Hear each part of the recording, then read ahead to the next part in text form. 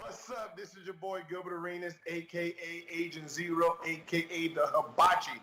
Check me out on Unnamed Sports Show on Gorilla Cross.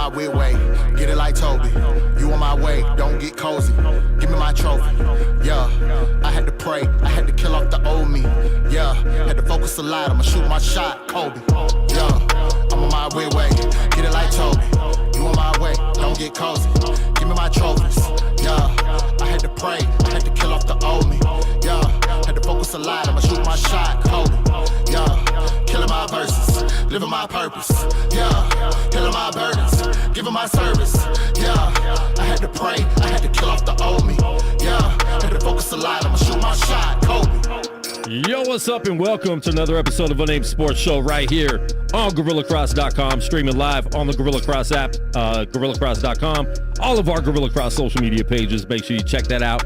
Right now, Facebook, we're YouTube Live, Twitter Live, we're everywhere, man. Got my man just in time, Josh Williams, in the building. What's good? Man, another week. Good weekend of sports. Yeah. Hockey's back, as you can tell by my attire. We took a bad loss to the Penguins last night, so I don't want to talk about that. But football was great this weekend. So good games in the NFL. We'll talk about that a little bit as well. Talk about some NBA. We got some NBA going on. A lot of games today for MLK Day. So happy MLK Day, everybody. We'll talk about that a little bit, and a lot of UFC. The UFC is back. I missed it, man. 3 weeks off seemed like an eternity. It was. It messed up my Saturdays. Didn't know what I was doing, but you're very big on your routine, Juan. Very big. But we do have a lot to talk about in the UFC. Some great fights this weekend on the main card out there in Abu Dhabi. There's another fight this Wednesday. And then the big pay-per-view event on Saturday. Conor McGregor is back. I know Josh is really excited about that. The memories came up. It was a year ago today that he fought. Out here. All the Facebook memories came up when he's walking in. And we're in the media section, and I hear Josh screaming like a little girl when Notorious comes on. He jumped up and screamed like a little girl. It worked. Listen, Justin, I don't wish to, it is what it is.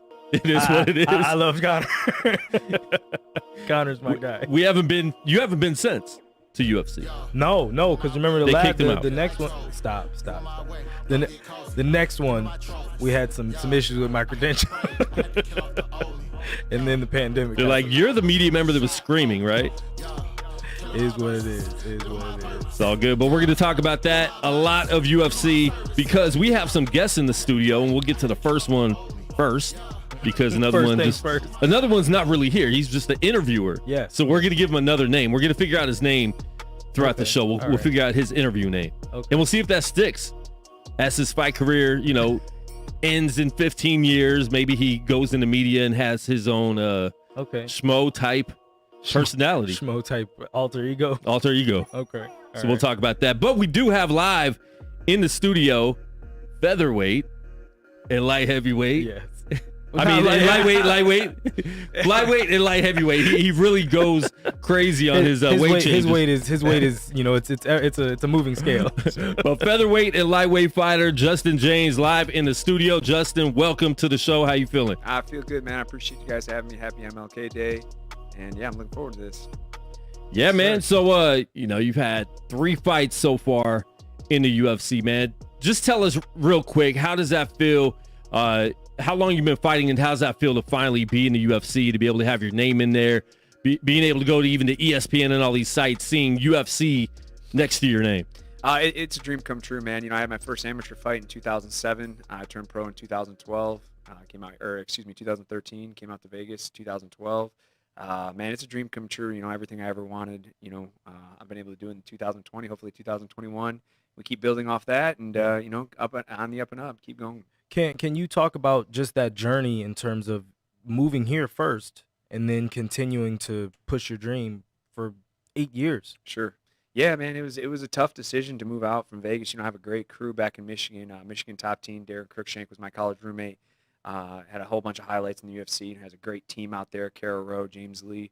But driving an hour, 2 hours of training every day after working a full-time job was tough, man, especially after graduating college. And in 2012, John Hahn was the manager at Extreme Couture, and he reached out to me and said they had a wrestling coach position open if I wanted to move out. I said I'd get back to him, and he goes, "You need to make your decision today because you have to be here by the end of the week." And so I called my boss. I quit my job on the spot, told my mom, told my family, I'm going out to Vegas. I'm going to pursue my dream. And that was 8 years ago, 9 years ago. And here I am now. It was battling through all the injuries, battling through losses, took some unfortunate losses, took some unfortunate injuries, surgeries and everything. But, just staying to the grind, staying true to myself, staying true to my team, and kept going through. And, finally in 2020, and everything pushed through and worked out. So making that move, how many of your family and friends thought you were crazy to come all the way out to Vegas to pursue that dream? Honestly, my family, I make pretty quick, rash decisions for the most part. So this is just another. This is it was expected. I had done my college internship in Vegas before, so it wasn't like I didn't know anybody out here. Okay. I developed a relationship with Ryan Couture, with Randy Couture, John Hahn being the manager, so on and so forth. So it wasn't like I was shooting into the dark. Okay. But when I did my college internship out here, when I came out here for a week stint, in 2009. I built those relationships, and I was able to put myself in this situation. So I feel very fortunate. I feel very lucky to do what I do now. Okay. And just talking about that, a job is actually what continued your dream going forward. Yeah. Now working at Extreme Couture, did that basically show you that you were closer than you think if that was what you wanted to pursue? No, I think it was just an opportunity just to put everything together. Because working only 30 minutes, like I go to work, I run a couple classes, then I can go to training right after. When I was in Michigan, it'd be I work 8-hour shift, and then I have to drive 2 hours to training or an hour to training, and then drive back. Yeah. So now that I can do everything at once, I was doing my boxing with Kara, I was doing Kara Rowe, I was doing my grappling with James Lee. I was going to different spots for everything I had to do differently. At Extreme Couture, I could put it all together, and all my coaches were right there for me. So it was very convenient. I wasn't making any money, basically, just enough to pay my bills, until last year. And, like I said, everything worked out, man. There was a lot of struggles, but there was a lot of good times too, though, that I can't say I regret. But, moving out to Vegas was a great move. And, again, it all worked out for me. That's good. All right. Now 3 fights deep in the UFC. Your first fight, amazing. 40-second knockout. Tell us what that was like to be able to go in there on your first fight, because you got to go in there and impress. 40-second knockout, man. What was that like? It was a surreal experience. It took weeks for me to understand what even happened. I thought it was fake. Wednesday night, I'm going out to eat some Thai food, and I get a call from my manager. Thursday, I planned on cutting weight all day because I was a little heavy. I wasn't expecting to fight. And I ended up having doctor's appointments all day, physicals and drug tests and all this shit to get done. Wait, let me stop. So you took that fight on 2 days' notice? Yes. And then you knocked the guy out in 40 seconds? Yes. Okay, so let's go ahead and let's 2 days notice. Peel that back. Go back a little bit. Let's peel that back first. So all right. So you said you weren't expecting the fight. Correct. What and what was your weight I guess when you accept it, when you're like, all right, I can do this. I stepped when I was going out to eat. When I got home, I stepped on the scale. I was 175. Okay. I was 5 pounds heavier than I would like to be. I like to walk around about 170 when I'm going to lightweight. And what's the lightweight weight? 155. Yeah. Yeah. Okay. All right. Quan and I say all this because Quan and I have walked around with a good 20 pounds that we'd wish to just die. And Sure. You guys can just will it away in 48 hours. That's crazy. I had a stomach bug for a week and 8 pounds. Sure. It was, that week was a very emotional week, even regardless of the weight, because, even if I had to cut my arm off to make weight, that was going to happen. But, my manager hit me up on Sunday and says, hey, there's an opening this week. Get ready. And I was like, all right, bet. So Monday rolls around. I go to the gym. I'm training. I'm excited about it. And one of my teammates tell me, hey, did you hear Max Raxkoff got signed to the UFC? I was like, oh, who was the opponent against? And he told me the opponent was the guy that my manager thought that I might be matched up against. Oh. So this was like a big deflating moment for me. Like, I was like, fuck. I was like all hype. Like, I'm getting this shot. Yeah. It was against Austin Hubbard. And, and it fell through. Max got the shot. Then Frank Camacho, his opponent, Matt Fervella, or I don't know how to pronounce his last name. He fell through on Wednesday for COVID, and they said, hey, here's your shot. You want it or not? And I said, let's go. It's time to show up and blow up. That's crazy. Wow. All right, we got another interviewer. I think he might have some questions too. What do you want to name him, Josh? I mean, we got his name on the screen. Wait. Okay, this is it says this UFC is Bryce right Mitchum coming to you live on Nine Sports. All right, we've got Justin Jaynes in the studio. If you want to know more about this tape. Wait. Let's go ahead and reintroduce yourself, sir. Bryce Mitchell. All right, what would you like to ask Mr. Jaynes? All right, Mr. Jaynes. What I'd like to know is, you said you spent time bouncing around training about before you were able to put it all together in one spot. Do you think that you became a better fighter for that? And what do you think are the things that were the beneficial reasons for? For the bouncing around, yeah, because I could really focus on one thing. Like when I'm with Kara, I'm just focused on boxing. Now I'm focused on wrestling. And same thing when I was at college. I wrestled 4 years in college. When I got to Vegas, I was able to take Randy Couture, who's a world-class wrestler, and then someone like Gil Martinez at the time, who was a world-class boxer, and try to mix everything together. So I was glad that I was fortunate to learn each different aspect or each different art individually. And then when I got to Extreme Couture, Dennis Davis, Roman Isbell, guys like Randy Couture, I was able to put it all together, and it's put me in the spot I am now. All right, that's good. That's good. You think so? So I guess another part of that question will be: do you think it's better that to be with coaches that know you, that actually know you, know your game, things like that, so that way they can critique and things like that. Yeah, absolutely. Critique. Critique. What's wrong with what I said? What's wrong with what I said? Nothing's wrong. Nothing's wrong. That's a good accent, though. It sounds pretty good. He never wants me to do anything. It's a pretty good act. Josh, you got to give it to him, though. That is solid, and he was able to keep it up. Pretty good. And also throw out words that they would actually say. I don't think I've ever heard you say the word critique ever in life. Critique. I say critique all the time. All the time. Well, hey, I'll have you know, my vocabulary is very, very extensive. It's very extensive, okay? Right. I forgot what the question was. Well, it was a very good question. Something about critique. Something about critique. Yeah. It's like I said, Dennis Davis has been my head coach for the last 10 years. He understands my wrestling background. He understands that, I have knockout power, in my hands. And, mixing it all together and planning the right game plan that suits my style compared to somebody else. Like, I don't know if you ever heard of Jamal Hill. He just goes in there and just crushes all these freaking guys. But sometimes I have to make my small adjustments to make it work for me. I feel you, yeah. Yeah, I heard about that Jamal Hill guy. He's I like how we have his name tag on the screen. A little bit strange of a cat. I don't know why you even bringing up this guy. You look a lot like him. All right, listen, OSP was old. All right, he was a little washed up. All right, I don't know how much credit we can really give him for this. Okay, all right, it's out there. You've all seen it. You all know the questions about it. I have no words. I don't have no words. It's off the rails right now. We're on to Justin. We're back on to Justin. So Justin, but all right. So you've had 3 fights, and 2 of those fights were short notice. All 3 of them kind of were. The first one was 2-day notice. The second one was 3-week notice. And honestly, the toughest fight wasn't my opponent. It was the tough at the scale because I was 178 pounds when I signed the contract, and in 3 weeks I made 145 pounds. That was very tough, and and that's what a lot of these guys are doing, to get this opportunity, taking these risks, man. And I just felt like dog shit. The guy that was in the fight wasn't me. I had about 3 minutes of gas, and I still almost finished him twice. And we're talking about somebody that, Gavin Tucker is probably the most technical fighter I've ever fought out of 70 MMA fights. He has incredible kickboxing. He's a black belt in jiu-jitsu, incredible wrestling. I dropped him in the first round, almost finished. He gets up, staggers. I slap on a guillotine choke. I don't know if you guys saw the fight, but his pants come all the way off in the fight, which relieved the choke. And which relieved the choke. Believe it or not, it really did. From a technical standpoint, it really did. You're like, it's awkward. Yeah, go ahead and get yourself together first. Exactly. Get back to this. So, and going on after the first round, I felt I won the first round. Second round, it just I remember in the mind, I was like, all right, I'm going to be a punching bag for this round, try and get enough gas back in the tank to compete in the third round. But it just never came back to me, man. And, and I'm not making excuses or anything. Obviously, Gavin's an incredible fighter. He's ranked in the top 20 fighters in the UFC right now. Yeah. Hopefully next time I get a full camp, I'm able to put my diet in check and, can perform for 3 rounds. Now, is that something you're preparing for now, knowing that, fights are coming back?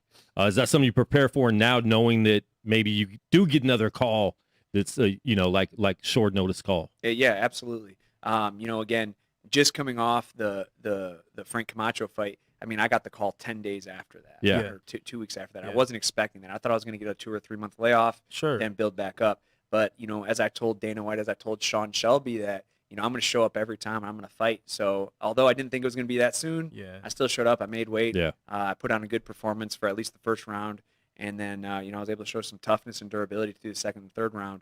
But right now, I'm just getting my weight in check. I'm trying to stay under 170.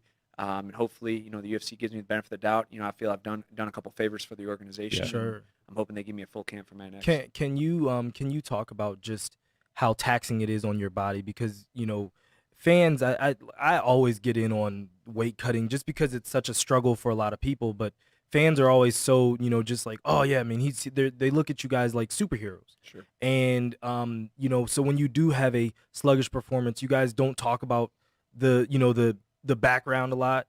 But that's human nature. Sure. It really, really is, in terms of you had 2 weeks, 3 weeks, had to lose 30, 40 pounds, and then your body's just like, I have nothing for you. I don't care what it is.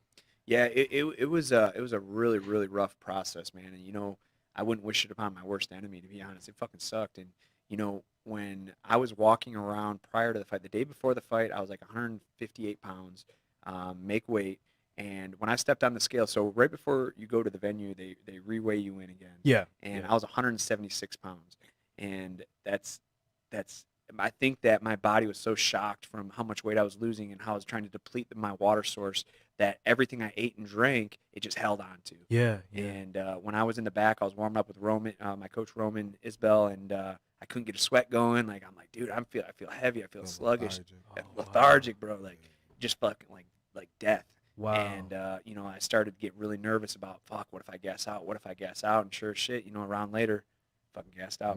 Remember, I told you before, but sometimes it gets in your head, you might actually trick yourself into thinking you forgot how to throw a punch. Yeah. That's the real thing. That's crazy. Yeah, it's a real thing. It just came down to a point to where, like, if I watched the fight, like, I wasn't being technical. I just was looping big shots, hoping that I could end this fight and just like, get the fuck out of here. This misery. Like, I was so tired. Like, it was. Wow. And like I said, I took a lot of damage. I don't think he dropped me, but I remember he hit me with a clean knee to the head, stumbled backwards. I'm like, oh, this fucking sucks. Like, wow. I can't do anything. I felt like I had weights to be like, hold on to 10-pound weights and try to hit somebody. Yeah. Man. You know what I'm saying? No, I've had a fight like that. Like, yeah, this is Jamal talking. I've Jamal Hill in the that. building. Like dead serious. I've had a fight like that. I went in there, like, in my mind, I'm thinking so much about this punch. And, like, whenever I actually go to throw it, it felt so heavy and it felt so just off. Wow. And it just, man. It's a mental game. If your mind's not right, your body won't react the way you think. That's crazy. And just like the punches, the legs too. Like my base, he's a southpaw. The game plan was to kick his legs out, try to take his base away. And my legs were so heavy and so tired and so slow. I didn't throw one kick the whole fight, and Wow. I was really disappointed in that, man. And I can't say I was disappointed in myself because I made weight, and that was the real fight for me. I made weight, 146.0. Like, it was the hardest thing I've ever done in my life, and on to the next. Just hopefully again that I just get a little more time, a little more preparation. It wasn't that I wasn't out of shape, because I'm busting my ass. No, you're literally just you didn't have the time. It's just the body, man. It beats your body down. Yeah. Well, and you It guys beats work your so body down. hard to make the weight, and especially on short notice. Yeah. How frustrated do you both of you get as a fighter, because it happened with you, when your opponent doesn't make weight? Do you feel disrespected? I don't. don't. Actually. You know why? Because in the past in my career, things happen, and sometimes you miss weight. I've missed weight before in my career, and I feel bad about it. But, when Frank missed by 3 or 4 pounds on the debut, and I got asked that question, like, how do you feel? But like, dude, man, things happen. Maybe, something just was wrong with his body. I mean, I feel bad for the guy. Yeah. I genuinely feel bad. I don't care if I prefer if my opponent missed weight. I get more money that way. Bro, And- that's, and- yeah, that's and that's- exactly what I said. How you feel? Pay I want me. him to miss weight. Pay Give me that me. fucking money. I want you to miss weight. Hey, if you fight me, bro, don't wait. We're talking about weight.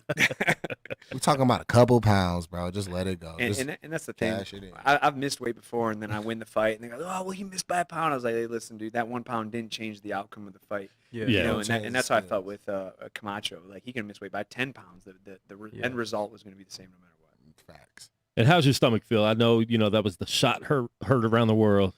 Ooh, man. Brutal kick, man. Yeah, Brutal kick. It was a gnarly knee, man. And hats off to Gabriel Benitez. We're talking about a guy that's been in the UFC.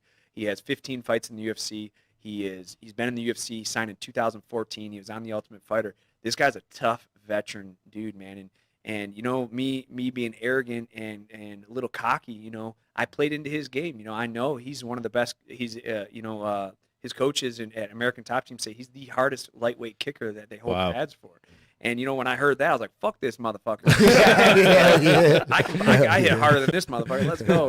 So Yeah. I could have tried to bring him into my world and grappled and wrestled a little bit, but my arrogance and my cockiness is like, you know what? He's an incredible kickboxer. I'm better. I'm gonna fucking knock him out. Yeah. And I know I rocked him right away. He told me after the fight. I hit him with a couple crosses right down my bah, and felt really good about it. His eyes were swollen. He's bleeding from his nose, and that overhand right, I was lining up, setting up. I threw it, and then boom, he took the life out of me, man. Wow. But to be able to admit that you went in there kind of cocky, That's it's takes a big lot. just even being able to say that. Also, though, I'm not. It's also part of the strategy, all right? Because if you go in there and you beat him kickboxing and you break him in that confidence, where does he go? Yeah. Where does he go? 100%. That's real. And, and that was my thought. Like, I know this guy's an incredible kickboxer, but I'm a pretty good kickboxer too. Gavin Tucker being probably the most technical kickboxer. I won the first round. I beat him in that until I gassed out. Yeah. And and I know they know my short stature and my build. I mean, I'm like 5'2" basically. If I like a Mike Tyson at lightweight, basically, if I can hit somebody once, I can sleep them. Yeah. But my arrogance, and I was addicted to. I wanted that 50K, man. Let's talk about some cash here. Nobody gets the 50 grand bonus from taking somebody down and laying on them for 3 rounds. That's never going to happen. Yeah. So it's like, man, if I can knock out this high level kickboxer, they don't have a choice but to give me the 50K. Yeah. And unfortunately, it just didn't go my way. Now, do you have a preference? Your flyweight and lightweight, featherweight and lightweight. Get it right, Quan. Do you have a preference on the weight that you're fighting at? When you look at the divisions, is there a preference where you're looking at, like, to get to the top, which one you really want to be at? Honestly, I think that featherweight and lightweight are some of the toughest weight classes, the most in-depth weight classes in the UFC. I don't really care either. I just want the right opportunity. I feel the best at lightweight, obviously, because it's 10 on a little bit bigger, a little bit stronger. I've only ever competed at featherweight once, one time. Yeah. So, it's tough to say, like, how if I felt like that every time, fuck that. I don't ever want to do that again. But again, with more time, maybe I feel better. Maybe I can get a better result on how I feel. I don't think there's very many featherweights that can knock me out, just because I feel I'm a big featherweight. Yeah. I'm more on the bigger end, a little more powerful. At lightweight, anything can happen. If we get in there and scrap, I can get knocked out by those guys, but I can knock those guys out as well. So honestly, to answer your question, I mean, we'll see where my next opponent goes. I can't fight featherweight on 3-week notice, though. That's a fact. Yeah. I'm just saying the money fights is at 155. I think so too. Yeah. Absolutely. There's a lot of money Okay, fights and is then at that's 155. more where the money is as well. Honestly, if I could just, put my career and fight guys like Frank Camacho, who I just want to get in phone booth style fights and bang them around now. But coming off 2 losses in a row, I really have to focus on what I need to do to win my next fight. Whether it's boring, whether it's whatever, I got to focus. But in the back of my mind, it's like, man, that 50K is only one punch away. It could happen at any time. So. But at the same time, you still want to keep your job where you're in position to yeah, win that 50K though too. Trust me. Now, but just to hear you talk about having, not caring in terms of what kind of fight it is, you just want to make sure that you get the victory, so it's not a question, and when you come back to renegotiations, you have something else to hang your hat on. Sure. Just kind of expand on that, just how you guys have to think every time about just how important the victory is. Well, the victory is the most important part, and after I won my first fight, I didn't care so much about winning. I cared about knocking people out because, I got addicted to that. I've never had any money in my life before. I make less than $20,000 a year working at the gym. A year. We're talking $20K in a year. Yeah. Well, someone just gave me $80K. It's like, fuck, I want that again. You know what I'm saying? So, fuck, like finally I get some money, and so I forgot about winning. And I cared more about putting on a performance because I'm thinking to myself, hell, even if I lose and I put on a good performance, we could get fight of the night. Yeah. It's still $50K. With that being said, I'm in a position now where winning is more important than anything. I'm still going to come slinging. I'm still going to come trying to knock everybody out. But I'm hoping that, my sneaky ego can sneak in there and be like, hey, we got to win here. So if I find a spot where I can take the guy down and grind on him a little bit, I'm hoping that or just however the fight kind of transpires, sure. okay, well, this is working. Well, and the longevity in being in the UFC is going to be off wins too. Certainly. If you take too many losses, and Dana, recently just cut a lot of people off the roster. So, it's definitely important. But getting, you definitely want to get knockout in the night or fight of the night and get that extra money too. Sure. Because, the pay's not as good as it could be. I know a lot of people complain about that. UFC came out this past week about the anti-doping rules, and they're going to overlook marijuana, it looks like. Yeah.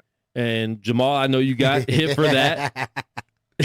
So I want to get your opinion on that, and Justin, yours as well. I've never smoked in my life, but I'm all for it. I voted for marijuana to be legalized out here, 4 years ago. It's because you respect people's right to make their own choice. I do, and it's marijuana. If I was sick, I would take that over the medication they give you in the hospital, to be honest. Yeah. So I think it has benefits medically, and that's a whole nother story to get into that. But how do you guys feel about that? And Jamal, I know it's been a while, but you got that no contest. Is there any way you can get that knocked off, or is that just you just got to deal with them talking about it online? Yeah, well, for me, I'm happy for it. I'm happy we moving in the right direction, putting because my feelings on it. It's petty, dumb as fuck, however you want to look at it. But as far as me getting my win back, the commission has to come around. UFC didn't take my win. Yeah. The commission took my win. So that's the Nevada State Athletic Commission, Nevada where State Athletic it is legal in the state, Nevada, and they make a lot of money off millions it being legal. It's supposed to go to education, and it has not gone to education. So has it not, bro? There's so many issues with that. Well, I mean, no, okay. No. All right, thank you. No, yeah. All right, don't say no, and then they've donated a good $100 million, but I mean, it's not like we would see the benefit either way. I will say a lot of kids were getting laptops during the That's true. during the quarantine. I will say that they was handing those laptops out like it was nothing. Like, here, you get a laptop and you get a laptop. So I don't Which know. is crazy because my kids still ask me for computers for Christmas, even though they got a free one. Man, Kids Justin, what do you think about that? Man, I think it's great. So I'm not gonna say I was a heavy drinker, but that was one of the things that kept my weight up, for going on. And it wasn't that I was drinking because I want to get drunk and party. It's like, fuck, I want to go to sleep. After a long day, I get done training, I get home, I want to have a couple beers to help me relax, go back to sleep. But if I was doing say six beers every other day, my calories are going up. I used to walk around at 185, 190. So And how tall are you? 5'7". Oh, On a okay, good day, okay. that's if Oh, I'm wow. on my toes Okay, and shit. okay. Yeah, I thought you said you was 5'2". I was Oh, like, no, no, I was no. I like, just, your house. I just now, while we on that subject, now I'm back in reporting mode. All right, now while we're on the subject, now talk a little bit more about that, like the mindset, like after the gym, the tedious work, everything, and the stress of the fight game. Yeah, absolutely. So yeah, just like you're saying, I get home, maybe I got banged up that day. Now I'm sitting in my house watching TV, like, fuck, man, questioning my ability, questioning if I'm good enough, questioning this, questioning that. It's like, fuck it, take the edge off, drink a couple beers. Well, you do that 2-3 times a week. We're talking about high-end calories. Now, Yeah. my strength coach, advised me. He's like, hey, dude, eat an edible, man. It's no calories. Like, oh, fuck that. That's drugs. That's drugs, man. Yeah. Like, I don't do that shit. So he's like, dude, trust me. You trust me. Do this. And then it changed my life, man. I lost almost Wow. 15 pounds. Boom. Blink of an eye. Wow. I eat my edible before like 9 o'clock. I'm out by 11. My sleep is improved. My weights went down. I don't stress. Like, even if if they're like, hey, you're fighting Jamal Hill next, it's like, man, fuck it, I don't care. We'll figure it out. Man. We'll figure the weight issue out. Because I just don't care. I don't have that stress. Yeah, but yeah, if yeah. I was sober, I'd be like, I'm fucking fighting Jamal Hill. Are you fucking this motherfucker? Are you kidding me right now? Like, so I think it's great. And leading in and like the week of my fight, like that's the most I'm stressed is because I'm worried. I'm stressed about cutting weight. I'm stressed about performance. Stressed about this. Mostly weight. But at night, my mind will keep going. I'll lay in bed and be staring at my ceiling like, fuck, what am I going to do? What am I going to do? I eat an edible. I'm fucking out, man. I get to focus and I feel better when I wake up. You're never hungover. Yeah. I think it's an incredible move by the UFC, by all the drug and anti-doping, because there's never a time to where, I'm stoned and it's like, man, I could fight the best in the world right now. Like, I can't even fucking react right now. You know what I'm saying? Give me John Like, Jones. Yeah, I want John Jones. Like, I'll fucking whoop him. Like, no, it's never like that. Don't really see the performance enhancer there. No, it's definitely. If anything, I want to throw less punches. Yeah. Really? Bro, This you don't want to do Just anything. chilling, yeah. This happened a couple weeks ago. Like, two of my buddies would come over and I'm sitting in bed and they start arguing about something. All I can think is like, man, please don't fight. I don't want to get up right now. Like, I don't want to stand up right now. Like, there's no positive. There's no fight in you. There's no fight in you. There's no positive benefit from being stoned and going and Yeah. fighting, it's, Wow. And at least for me. we know a lot of fighters in the UFC, do it, and it's almost promoted in the UFC. So I think it's time. I think it's been time for them to finally, put that to the side and even announce it instead of just being like behind the scenes saying we don't care. Yeah. Saying like, look, we don't care. We're not looking for that. We're looking for performance enhancers and stuff like that. So I think it definitely was a good move. UFC's back, Abu Dhabi. Max Holloway, what do you think about that fight? He's in the featherweight division. Calvin Kattar took it like a man. I mean, went all 5 rounds. Dana said they should have stopped it in the 4th. I think Daniel Cormier on air was saying that as well. Yeah. As a fighter, do you want someone to stop it if you're getting beat up like that, or do you just keep going until someone stops it or until you get knocked out? I think the fight should keep going. I think the fight should keep going. As a fighter, this is what we're paid. So to even do. watching that fight, you thought it should have kept going. Yeah, because I think Kattar, I was very, I was so impressed by Holloway. I'm a big Holloway fan. But, man, watching Kattar come up and watch him fight Dan Ige and the pressure he was able to put on Ige, who's a teammate of mine. Yeah. I just that, I thought there was always that one-shot capability, especially with someone like me. Like, I'll fucking take an ass whooping, but if I hit that one good shot, fight, I mean, I've lost the first round. Whole fight changed. In your mind, you just looking for that one opening. You're just trying to get yourself ready for that one opening.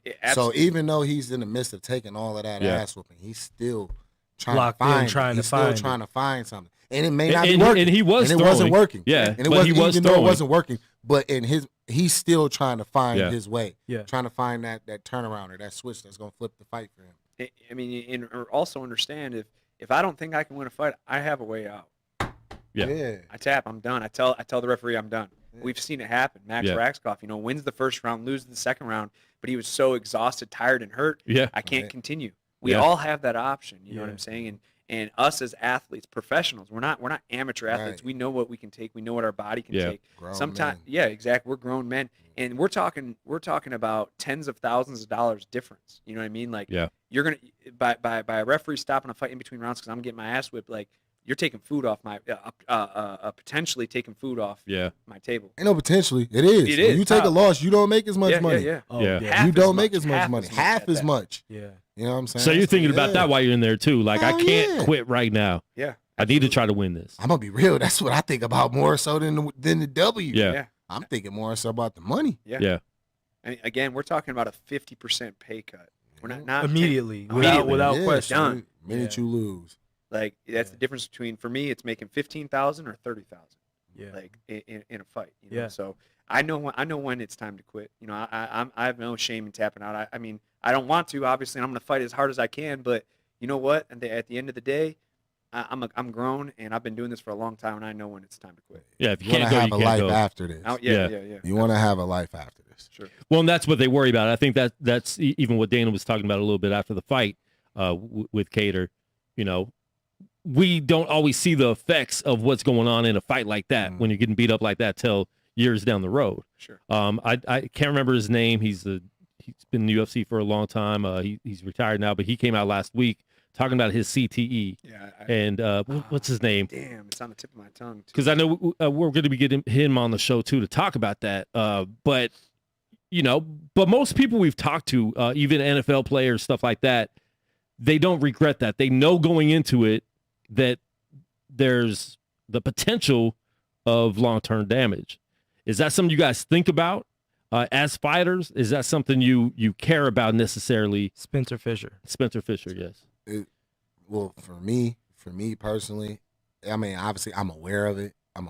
But as far as thinking about it, I don't think about it because the simple fact of it's like, to me, that's like thinking about losing. Yeah. It don't even occur to me the fact that I can actually lose a fight until somebody says it. Yeah. Sure. You know what I mean? Until somebody's like, oh, well, what if this happens or whatever? I'd be like, oh, shit. You know what I mean? Obviously, I'm aware of every situation, but me not being able to handle that situation is not in my mind. It's not in the forefront of my mind. So me being in there like, oh, dang, I can get beat up and he could really damage me for my future. And if it's not happening, I'm not really thinking about it. And you haven't taken the loss yet, so. and you haven't taken much punishment. I haven't taken any. Well, we heard you took a lot of leg punishment, according to the commentators. Yeah, he landed some good kicks. They landed in some good spots, but for the most part, I mean, that's part of it. You know, man, it wasn't nothing that ain't. You know, it was nothing significant. Yeah. You know, if the fight had kept going, we had to go another round, another 2 rounds, my leg would have been fine. All right, one question for both of you. What style fighter do you hate to fight the most? I'll start with Justin. Like whenever you go in a fight, he's he's really good at this. Like a lay and pray kind of guy, the guy that would, try to push me up in the fence and hold me there. Like very boring. Because again, we're at the pinnacle of everything. If we were football players, we'd be in the NFL. If we were basketball players, we'd be, you know what I'm saying? We're at the pinnacle. Like, this is entertainment, man. Guys that push people up into the fence and lay on them or take them down and just lay and pray, that's boring as fuck to me. Especially if, there's a couple fighters out there like that, and now that's not what I want to be remembered for. I want people to be like, oh, if Jaynes is fighting, or Paul's fighting, this motherfucker's gonna knock guys out. See. I want people to tune in. That's the worst, and that's my biggest fear is someone having that good wrestling base that might get me down and just try to lay on me for 15 minutes. Any damage, just lay on you. The minute you get up is the minute Try you go to right swing. It's a tie up. Yep. They tie up, push you into the cage. All right, y'all get separated, tie right back up. Huh. Yeah, man, that shit kind of. So similar. What's but I don't know, cause see, for me, you got to show me that you're gonna be able to do that to me. Sure. You know what I'm saying? Okay. So ideally, that's not who I want to fight. I don't want to fight somebody that just want to just keep like laying. But the way my mind is and the way my cardio, the way I work and stuff like that, I'm willing to bet if you steady trying to take me down, I can wear you out and get you tired and then turn it into my game plan before anything. So I don't know, man. Or something. Now the most awkward. I'm gonna be honest. I'm gonna be honest with you.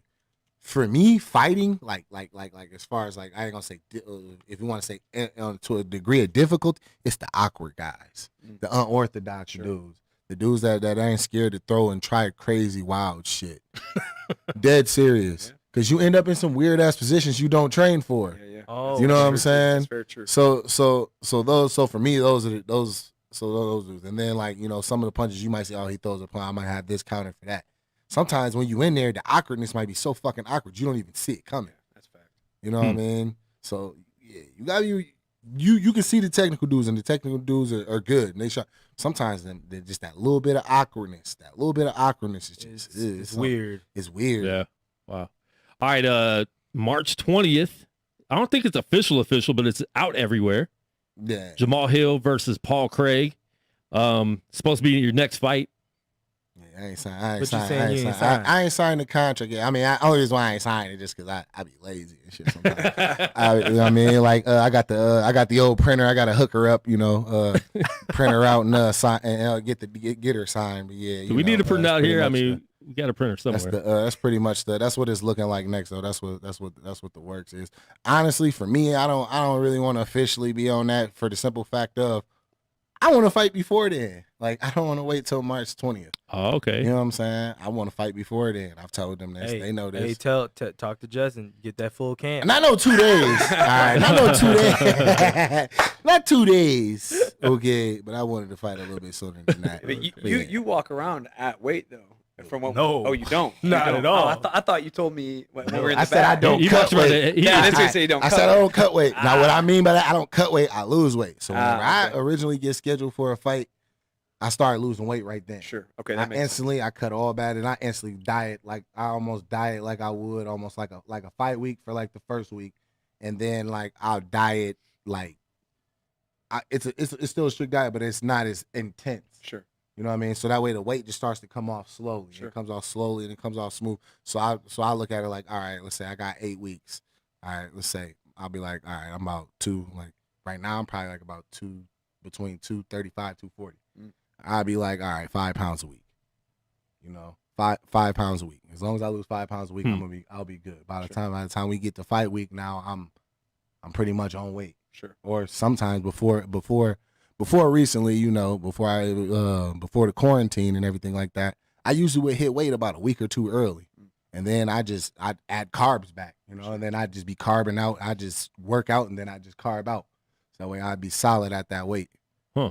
So he's a light heavyweight, but he walks around at heavyweight. I walk around pretty heavy. I'm not a little guy. I'm not gonna say what you walk around at. I just said it. No, you didn't say it. You talking about one time? You talking about that one time? Yeah. How big? Man, he came out here. He came out here like James Harden. Oh, I was dabbed big. me up. I was like, sure. Yeah, I was big. No, what? Hey, I did get lucky because I did realize like, all right, I'm getting a little heavy. I gotta get to it. And then like a couple weeks later, that's when they called me for the OSP fight. So I'm like, so whenever I started that camp, I was only like 225, between 225 and 230, give or take. Bouncing down below 225. So it wasn't really nothing for me to make weight this last fight. That was good. All right, now this March 20th fight, is there a location for that? I think it's gonna be here. Okay, it's here. Apex. I believe it's here. All right. Sweet Dream Stadium. Yeah, Sweet Dream Stadium. All of his fights have been there except for Charlotte. Yeah. I'm figuring they just gonna build me like a throne room in there somewhere. You're gonna be the first one with a statue outside of the Apex. You know what I'm saying? Hey, You open it up and you close it out. You damn right. All right. Hey, and you know what I didn't realize? I didn't realize that all my fights in the Apex were all TKO finishes. Oh, I didn't think within about the that first either. or second round. Yeah. No, I didn't think about that either because the Contender Series was Contender as well. Series. Yeah. Like I finished him in the TKO'd him in the second round, and the TKO over Brayu, and then the TKO over OSP. Wow.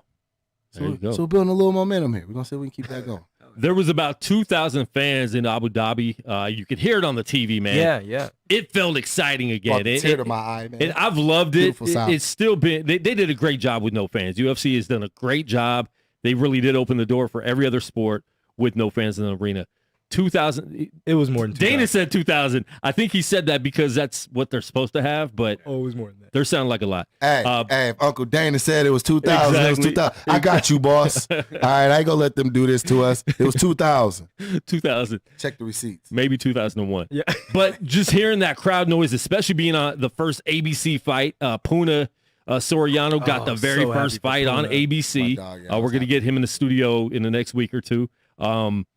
But having fans back in the building, are you guys excited that that's something that's slowly starting to come back to fruition? Oh hell yeah, man! Hell That's the fans can swing a fight, with that Yeah, energy, definitely. and that momentum going. Like, you know, like. And they pumped up Holloway because Holloway was doing his thing, but when they started chanting his name, he started That getting puts you in a getting different some mode. Muhammad loose. Ali, some Floyd Mayweather on him, Yeah. talking to the commentators during the fight. Hell yeah. I'm telling you that the fans can change the energy of a fight. Yeah. Change, like, when I dropped Tucker, like, I didn't have that, I don't know, that energy from the crowd, like, you know, roar or Yeah, anything, yeah. you know, and it's very strange not having that, you know. Do you physically feel that, like you know, It's like like a vibration. like Hulk Hogan, it's like, just you a know, vibe. hulking up, and you know the fans start just a getting it after vibe. you? Like, do you actually feel yeah. that energy raise inside you? Like, okay, we can do this. Fuck yeah. That's crazy. I mean, and again, your emotions can change dramatically too. You might be getting your ass whipped. You land that one big shot. Everyone, oh! Then it's like you get a fresh breath there. And fuck, let's go. Hell yeah.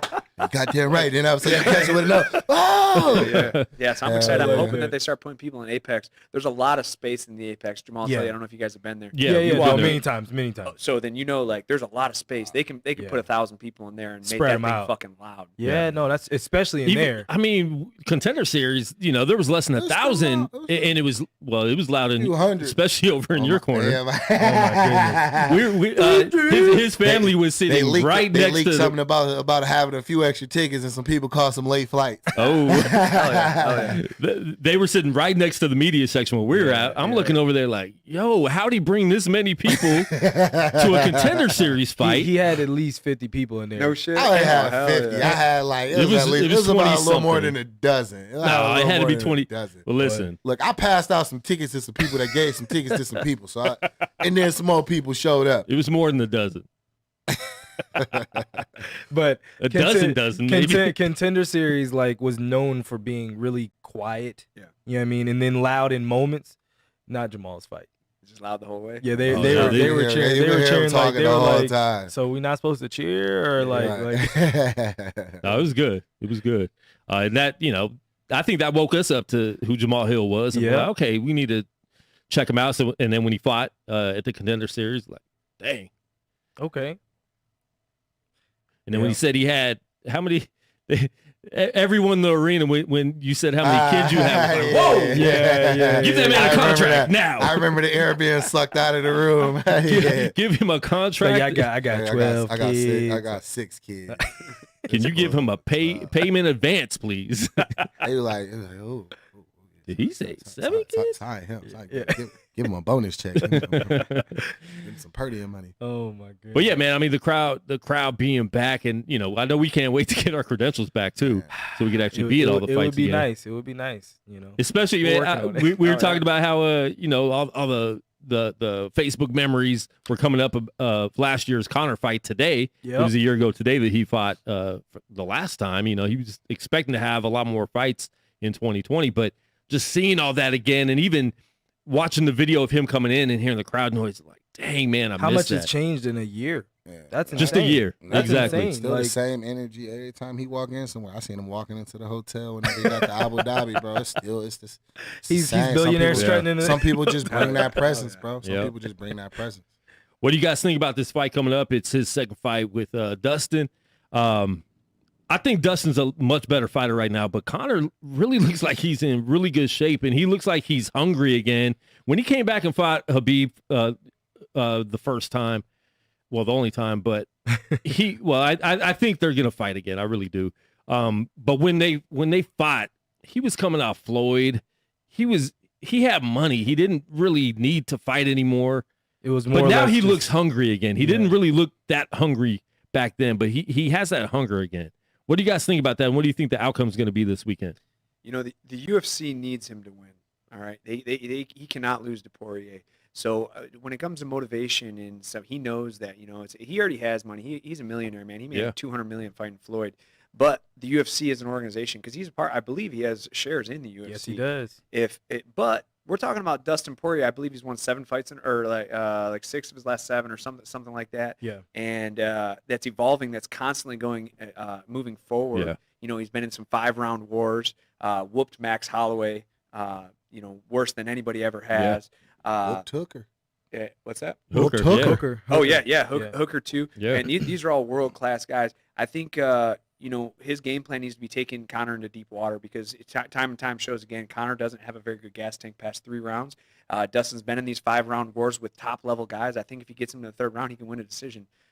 With that being said, he has to get there. You know what I mean? Conor's already saying he's going to knock him out within a minute. I mean, I don't see that. I don't know, man. This is a tough. Not this time, man. I don't think Do so. you think it's possible? I think if anything's possible with how He's powerful. got that's what I was about to say. Conor's got that power, man. He's got that. He's like a Rumble Johnson. Yeah. Small man Rumble Johnson. Mm. He's got that power, but he's got skill. He's got athleticism. He knows how he moves well.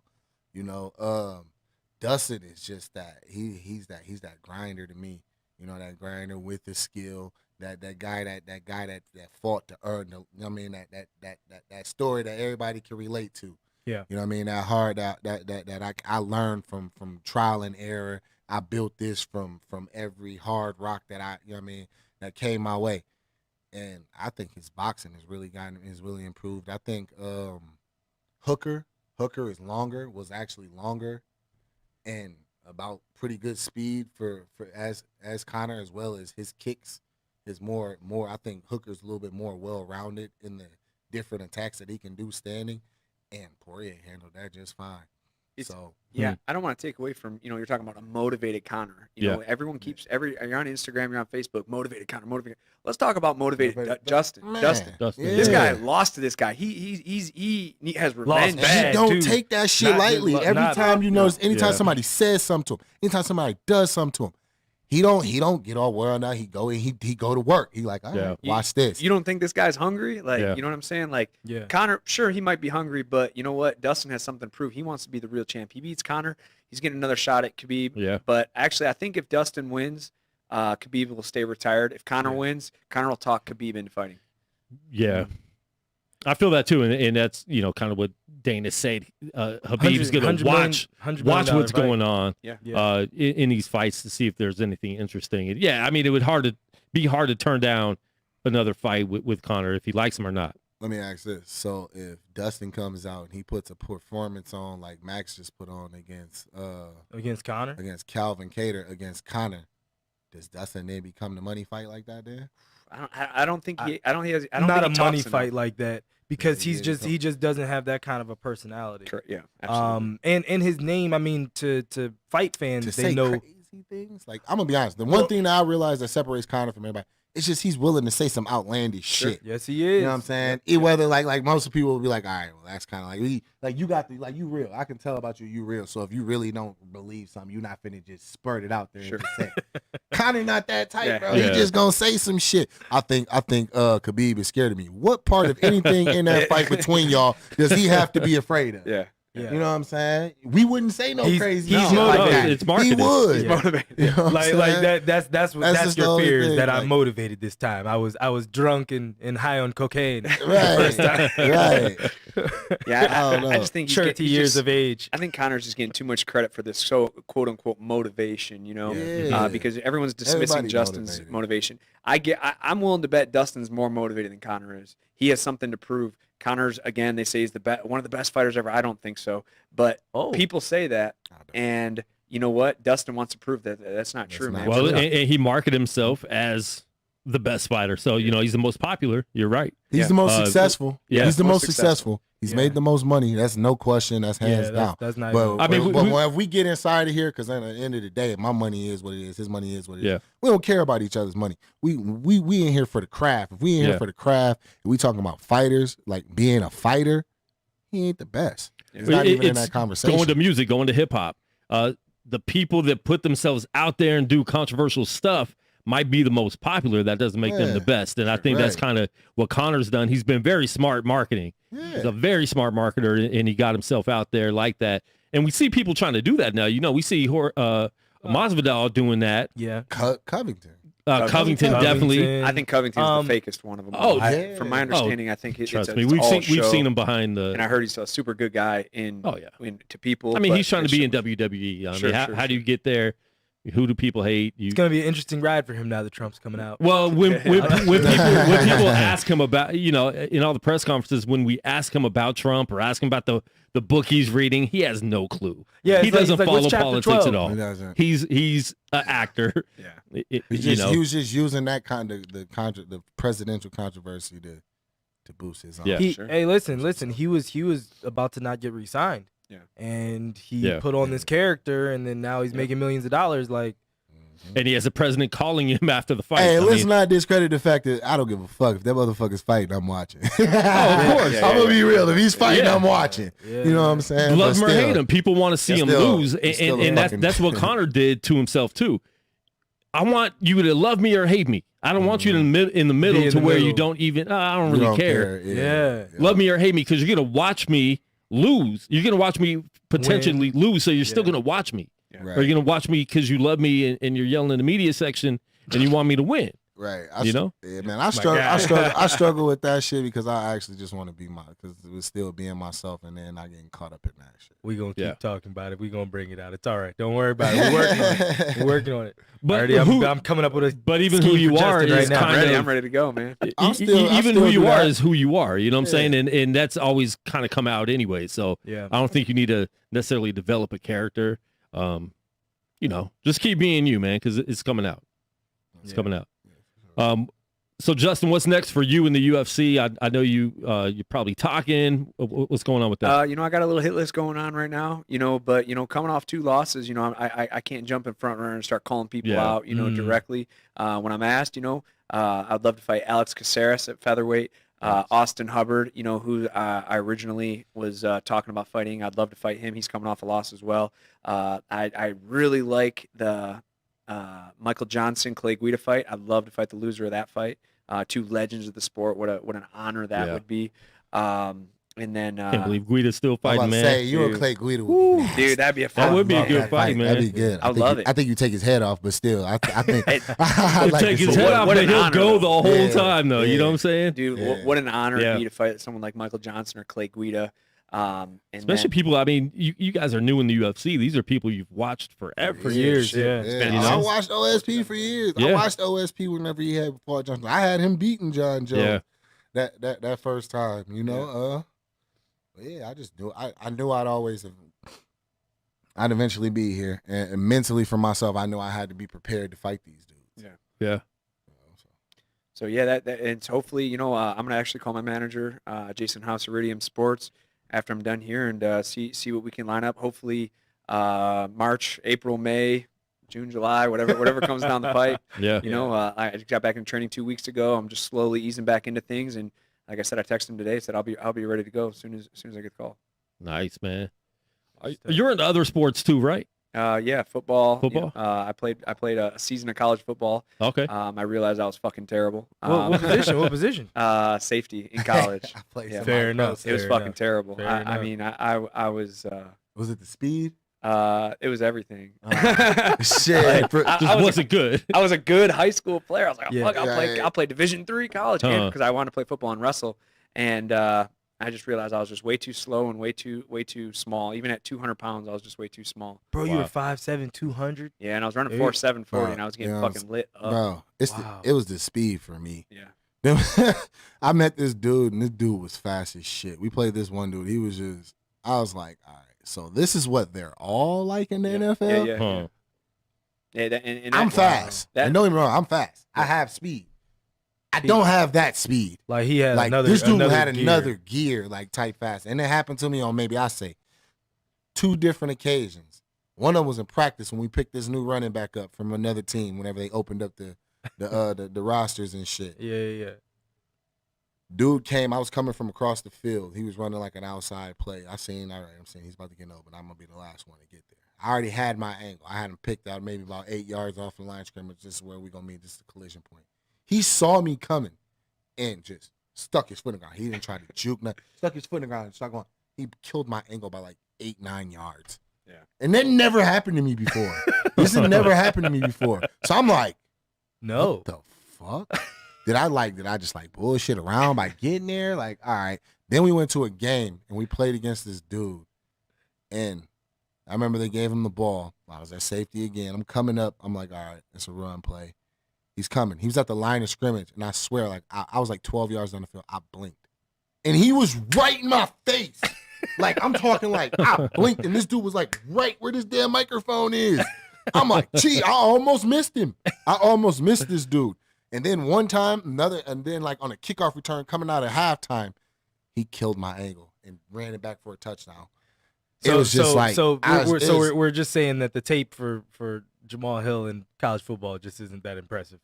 Oh, no, it was impressive. I had a 90-yard touchdown on defense myself that game. You didn't have fluid hips. You didn't have fluid hips is what I have fluid hips. I just don't have that level of speed. I just don't. I'm fast. I ran a 4.5. You're at 82 speed in I ran a 4.5. That dude's speed was different. It was just different, bro. It was just different, bro. Yeah. I don't even know how to explain it other than it was just fucking different, bro. At that point, I'm not talking football. You guys are both Lions fans. You too, hell yeah. The Lions are they've just hired a new coach. We're not gonna say how they didn't hire Bieniemy. It's neither here nor there. Maybe he didn't want to go there. I don't know. He might not want to. Might not. He's in a really good place right now. I mean, the money's going to be a little bit better. Listen, the Chiefs need to hurry up and just be like, hey, bro, here's $4 million. Just kind of stick around. Stick around. What do you think of Matthew Stafford's career, and do you think he comes back, or do you think he leaves? I think I'm hoping he stays for another season, man. With this new coaching scheme, I know he's a special specialist of tight end with Hockenson right there. I think that this might be a good fit for the Stafford-Hockenson duo. I'm being very optimistic. I'm being more hopeful than anything. That's what being a Lions fan's all about. It really is. Let's take the positives. We're taking a tight end coach and we're putting him as a head coach. I mean, that sounds like he's underqualified. It sounds like a little bit of a jump. It sounds like a little bit of a jump. Sounds like some lion shit to me. But it's exactly like Jamal says. It's lion shit. Well, we do. And so I'm going to look at it optimistically and think like maybe him and Hockenson and Stafford can put together this duo. You usually hear that with wide receivers and quarterbacks, not tight ends so much, unless Peyton Gronkowski and Peyton Tom had Brady. Dallas Clark. Yeah, I mean, you need a good tight end. I don't care. And Hockenson was taken in the first round, so he should be further along than I think what we've seen. But I think tight ends are becoming a predominant position right now too. Yeah, because they're joker tight ends. Yeah. They're mostly joker tight ends now. Everybody's flexed out, and these guys are. All right, let's be clear. That's what I'm saying. Tight ends now are just basically that big ass receiver from college. They're just like, all right, maybe I'm fast, but I'm not. But think of the athleticism needed though. You got to block. You got to have the size. You got to have the speed. You got to catch. You got to block, run. You got to block, pat. And most of your catches are gonna be you using your body to shield them while you make the catch. And you're taking big hits. You're not getting hits from cornerbacks. You're getting hit by middle linebackers. Yeah, you're getting hit by defensive over and over again. Safeties like me. You got to think. I was 6'4", 220 pounds. And running a 4 or 5. I was running a 4 or 5, and I was cracking people. Bro, if you seen the game, I used to lay people the fuck out. That's crazy. And that dude was that fast? That dude was that fast. Oh, he was running 4.3. He was that fast. He was 4.3. I never seen. He was bow-legged as shit too. Bow-legged as shit. I'm like, ain't nobody with legs like that. That motherfucker was fast. Fast. I think tight end is one of the most underrated positions because they got to do it all, and they're not getting enough credit for it. It's I think having a good tight end is just as important as having a good running Justin, back. who's your Super Bowl picks? Ooh, Super Bowl picks. I got to go with the Chiefs. I think that they're going to repeat this year. I think Mahomes is going to come back. He's going to be strong. He took a little bump on the head, but they're too far in the season right now. They're going to win the division, then I think they're going to take the Super Bowl. Okay. And Andy Reid was saying he was more he got the breath knocked out of him than having a concussion. That's what he's saying, and he might be saying that to play into to the Bills. To the Bills, man, because he want his damn quarterback out there. But he was walking sideways. He walked sideways and fell back down. Yeah. Oh, did he fall? I didn't see that. He went back down. Yeah. But give him a couple days. Who's your pick, Jamal? If we go on, if I'm picking with my head, I'd probably say the Chiefs too. And that's mainly for me. That's for the standpoint. I look at it. Who's the most well-rounded team? I play fantasy. I bet on fantasy. Won a little money yesterday. All right. So the Chiefs, if you actually look at it, their pass defense has been phenomenal this year. Like receivers really haven't had much space to catch the ball. The main problem they had last year, which they actually corrected when they ended up winning the Super Bowl, and they still have actually stand on it and corrected, was the run game. Yeah. You know, they're not really giving up big runs like that. They're not giving up like they were last year. Last year they were getting gouged for yard after yard. It's not happening this year. So then when you take that into account, then you look at the Bills. What if the Bills struggle with this year? Passing. What quarterbacks are left? Yeah. Patrick Mahomes, Tom Brady, and Aaron Rodgers. That's a tough night for any second. That's a tough night for any secondary. Sure. Yeah. They're not the only ones that are struggling with that. The Bucks have running. They've been shutting down the run, but they've been getting lit up like a Christmas tree through the air. Yeah, I mean, my Washington football team did just fine through the air. Hmm. We couldn't run for anything that game. You though. couldn't Good run, but Lord, we couldn't. You can light them up through the air. Like I said, the Bucks can be lit up through the air. That's true. My only problem with the Packers, like trusting with the Packers, is one of the fucking Packers. All right, and then the fact that outside of Devontae Adams and Aaron Jones, Lazard has been playing well. Lazard's good. And you know Aaron Rodgers always creates a tight end. You're like, who is that guy? Yeah, bro. What? Yeah, like bro. you go on Madden, you're like, he's a 67. Like, who is he? Like, and Tom Brady hasn't. Tom Brady hasn't played too many cold weather games this year. Hey, he hasn't. But he's used to it. Now the rest of his team might not be used to it, but him and Gronk, they're fine. Yeah. When you get older, that cold hits I a was little just gonna different. say that way it hits your joints and shit. If Patrick Mahomes comes and different. Patrick Mahomes, I got them. I feel like they should beat the Bills, and then I think it'll be Tampa Bay, That Kansas City in The passing of the torch. yeah. Even though And I think Mahomes Patrick already took it, but I probably got to go with the Chiefs. Damn it, I don't want to say it. God damn it. All right, I don't want to say it. All right. Now it's not that I hate the Chiefs. All right. You hate the Chiefs? I don't. I do not hate the Chiefs. I don't I like just seeing haven't anybody been go able to back-to-back. warm up to the idea of them being good yet. All right. We're talking about the Super Bowl, defending Super Bowl champ. No, he hasn't warmed up and yet. I still haven't warmed up to that. The yet. wheels could come All off right. the bus at any time. Like I don't think they're coming off. They're not. I don't think so. They just get what, $500 million. It's 500 million reasons why. All right. Well, that and Mecole and Tyreek. Them boys is nasty. They've got man. two They of the ballin'. fastest dudes in the league on the same team. Like both of them are stressing out, and then you have one of the quarterbacks with the best arms. No, the tight end, bro. It all start with that tight end. Travis Kelce. Travis Travis Kelce. Kelce is the bro. He's just the anomaly on that team. To be honest, to me, if you look at consistency and who consistently just causes problems and makes plays whenever they're needed, it's Travis Kelce. Yeah, no, that's true. Second best tight end in the league. Niner fan. I know.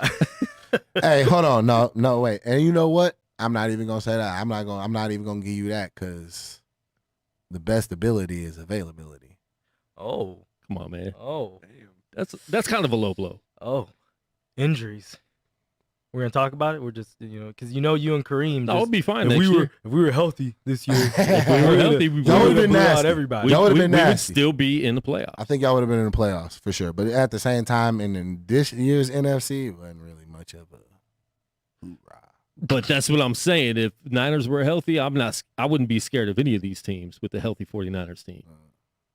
We already saw what we did to the Packers last year. They're the same team. Basically, Same I'm thing, interested the to see who Saints. gonna put together the next franchise in the NFC. Because right now, as far as the NFC goes, as far as like a franchise, like a dynasty, a dynasty, like running, okay. a running dynasty, there isn't one. There isn't one. No, I mean, The Chiefs we're is lucky building with a the Chiefs dynasty. to be able to do that. But at the same time, how long can that last with Mahomes has a huge contract. Shit, the So- Chiefs look like the only team in the NFL, honestly, that look like a dynasty right now. Oh, yeah, definitely. There's Yeah, I mean, yeah, because They the look, the only ones. Texans were in position last year. They've fallen apart. Well, Now listen, Sean's they quarter- gonna nah, leave. he went- And- they and went talk- out. We'll talk about the Texans real quick because Deshaun wants to leave. tomorrow. He wants to leave. Why does he want to leave? Just they traded Dag. They got rid of Hopkins. The best- They got rid of Hopkins. They got rid of Hopkins. and then Didn't they- really talk to him about that. Nope. They The got a head new coach. GM. didn't talk to him about that. So And he's they- like, and they look, didn't man, take the I'm the pick. franchise quarterback. I just signed a big contract. You're not even conversating with me about these decisions. And are we trying to win or not? Because if not, I'm out. And he has a no trade clause. So anywhere that they trade him is going to be where he wants to go. Yeah. And he was seen on Instagram last week with a 49er jersey on. Listen, I love Jimmy G, but take him. I don't like that. Take him. I don't like that. I don't like this. Take him. Give me Deshaun Watson. That's fraternization, and he needs to be fined immediately. I would be going crazy. I would lose it. I don't like that at I would all. lose it. I don't wish to see I that don't want no marriage. parts I of would that. love it. I would lose it. I don't want no parts of Oh that. my gosh. I'd rather, honestly, if he didn't come to my team, I'd much rather him go to like the Dolphins Hold on. or someplace They got where it's Tua. like They don't want him. They got no, Tua. no. Yeah. They would like They would drop Tua. they would trade Tua if your name was Jamal. Like, Most of the teams in the league would drop their quarterback for him. I mean, he led the league in The passing majority this of the year. teams. Yeah. You ain't even asked me about Stafford. I ain't even get to say how I felt about I him. want to hear what you have to say about Stafford. Go ahead. I love Matt Stafford. All right. I love Matt Stafford. I've backed Matt Stafford his entire career from the day one since he walked in. You can never tell me nothing about Matt Stafford. He's been top 5, top 3 since he walked in the league. All right. Just needed some help. So that's your hot take. But I'm going to be honest with you, man. I think it might be time for Matt to go somewhere else and win, bro. Ooh. You know, I genuinely think that Matt wants to stay in Detroit. And I think he wants to be a part of Detroit's winning. You know, if he goes to another team, he picks up by another team. Say he goes to Houston, and then they have a success. Like, is it going to be that satisfying as if he had a I successful think he could career end in up in Detroit? New England. I mean, He could end up in New England. They're definitely looking for That's That not- would be- that- that would be that a would good be That would spot. not be a bad spot for Matt. That'd be a You good know, spot for him. I appreciate everything he done for the Lions. I appreciate it. Every Sunday I done got to watch him all the high times and all of that. But do you like, think it'd be man, bro, I as feel like satisfying? I just no. I Couldn't don't. I be, don't. couldn't I be. don't. No I way. don't think it will be. But here's the thing, though. I don't like. My thing is I don't like how people dog Matt Stafford. Yeah, I don't like how people dog Matt Stafford for. And then I feel like the organization, the Detroit organization, has failed Matt Stafford and actually putting him in position to win and actually be that legend that he is. Well, they've done that with other star players. I mean, Calvin Johnson, Barry Sanders. Megatron, Barry Sanders. They've done that with all their players. They haven't tried to build around their good players. Robert and I think Porcher. Stafford's in that same It's like, we got a position where player he's that we can market and Yeah. shit, and then that was pretty much good enough for them. I don't like that shit. Justin Yep. wasn't ready for me to throw out Robert Porcher. I wasn't ready for You that. ain't- Oh, all right. Herman Moore. Herman Moore. That's where I was going. Yeah, Herman Moore, a fantastic Yeah. player, man. yeah. Who do you got for the Super Bowl? Man, I'm going with Tampa Bay and the Chiefs. that would be cool. I'd actually want to see Rodgers versus the Bills. Okay. Just Trying to get the because discount double I check. would want Josh Allen to win. But if the Chiefs win and they go on to win it again, I wouldn't be mad. You know, there's 'Cause only one reason I'm not picking the Bills, right? And you know who that is. of course. I don't want Dave to get any. But I have two other Man. friends that I really want them to win for those friends, but I want them to lose for Dave. That's horrible. It's true. Listen, Listen, he hates every team. Well, look, I'll put it to you like this. I was Bro. explaining this to somebody yesterday. The Bills, for their fans to still exist, and these fools went to 4 straight Super Bowls, and then were bad for 20 plus years. For them to get there, like that would be a fan base. I think that any real fan would be like, I'm happy for the Bills. I got a They question. hate on that. Tears, what? I got a question. Is it worse for Bills to go to the Super Bowl and lose or to lose now? Oh God, it would be It'd worse. be worse It would if be they go better to the Super It'd be- Bowl and It would lose. be better to lose now. It'd if be we better gonna to lose now because then they Don't have get hope them. for the future. Because then If they go to the Super Bowl if you go to the again, Super that's Bowl, you 5 lose. Super Bowl losses. But that's dumb that we look at things like that, right? Same Yeah, it thing is. in the NBA. Michael Jordan only got to the final 6 times. He won all 6 times. LeBron's got there 10 times. He's won 4. LeBron gets penalized for the losses, even though he's got there. It's hard just to get there. Yeah. And it's what happens. We look at that. We look at the losers like, oh my gosh, you lost. You're horrible. You were the second best team in the league for 4 years. Football. See, the thing is though, too, with football, so many things can happen.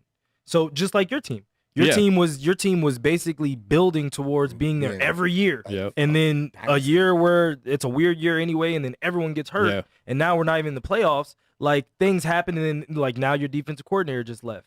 Like little things quietly can tear down a franchise or tear down a dynasty immediately. And you're right. In the NFL, that happens quick. Very quick. Quick. Especially We saw for a with loser that of with the Super Bowl. 49ers in 2013. Yeah. They went to the Super Bowl, and we think, oh, they're Patrick going to Willis retired, and it was think That you're was going to be that. good for a long time. And, you have to rebuild again. Yeah. I Yep. mean, it's so Seahawks.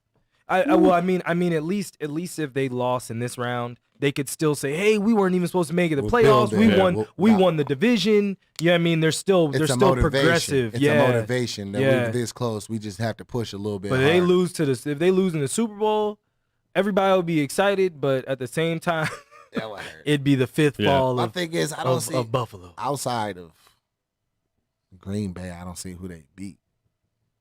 You don't think that they could beat Tampa Bay? Tampa Bay? No. Shoot, I think they On would. any given Sunday, man. I think Any they given would.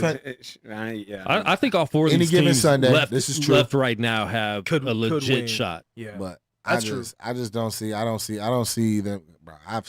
They defense. I've seen their defense get shredded too many times Yeah. through the air.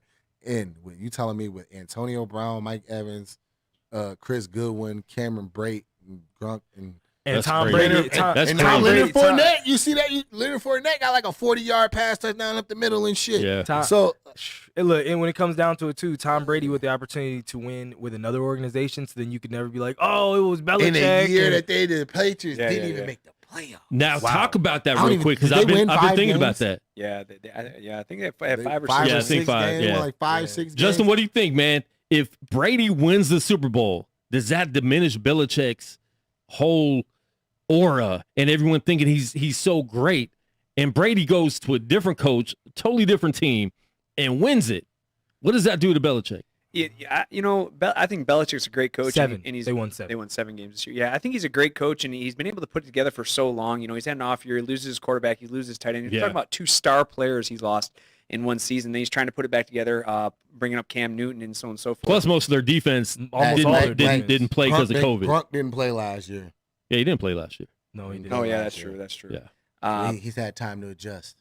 To get it, but you're He was talking about enjoying that weed for a year. one of the all-time greats, and he Yeah. basically calls upon Gronkowski for a personal favor. Hey, come to Yeah. the Bucks and let's win a Super Bowl over here.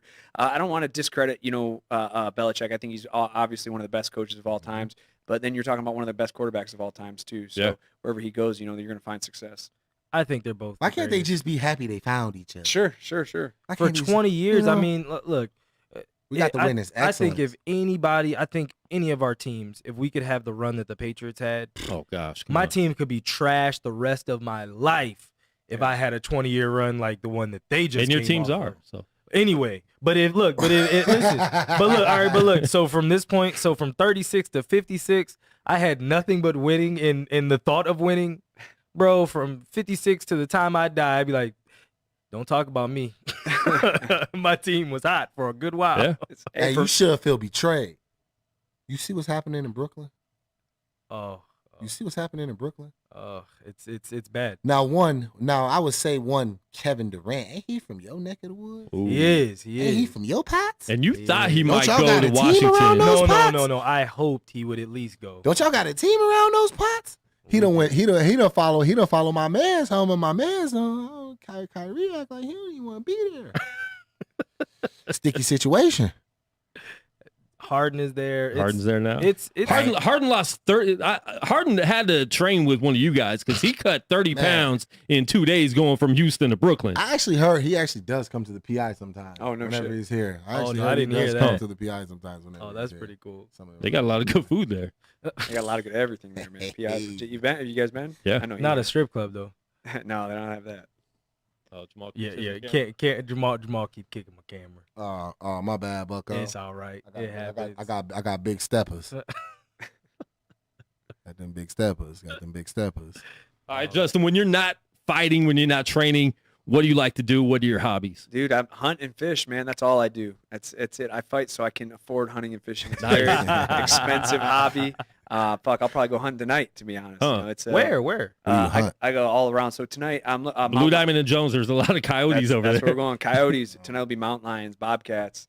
stuff like that. I just shot a cow elk a couple weeks ago. Wow. Deer hunt from Michigan. You know. Hold on, wait, no. Let's go back to what you're killing out here. Out so here, yeah. so there's mountain lions and bobcats out here. Man, I have video I can show you of a mountain lion cruising through Summerlin in somebody's backyard picking up pets. Nope, don't like it. Oh yeah, they don't do that like all it, the time. Quan. Never, not You mountain haven't lions. heard that? Not mountain Especially lions. around Blue Diamond area. Yeah. I've seen coyotes, and then I've heard coyotes kill people's dogs. Yeah. Oh, like, they'll jump in their the backyard and just They'll take jump them. the fence Yeah, they'll and take just take your dog. Yeah, they will. And, Yeah. and mountain Not lions my do the same dog. thing, but a lot easier. If you know, Wow. a mountain lion is so powerful. With one swipe, it kill. And any of us. that's what happens when you build houses like where they live. Well, yeah, you pushed up in their territory. Yeah.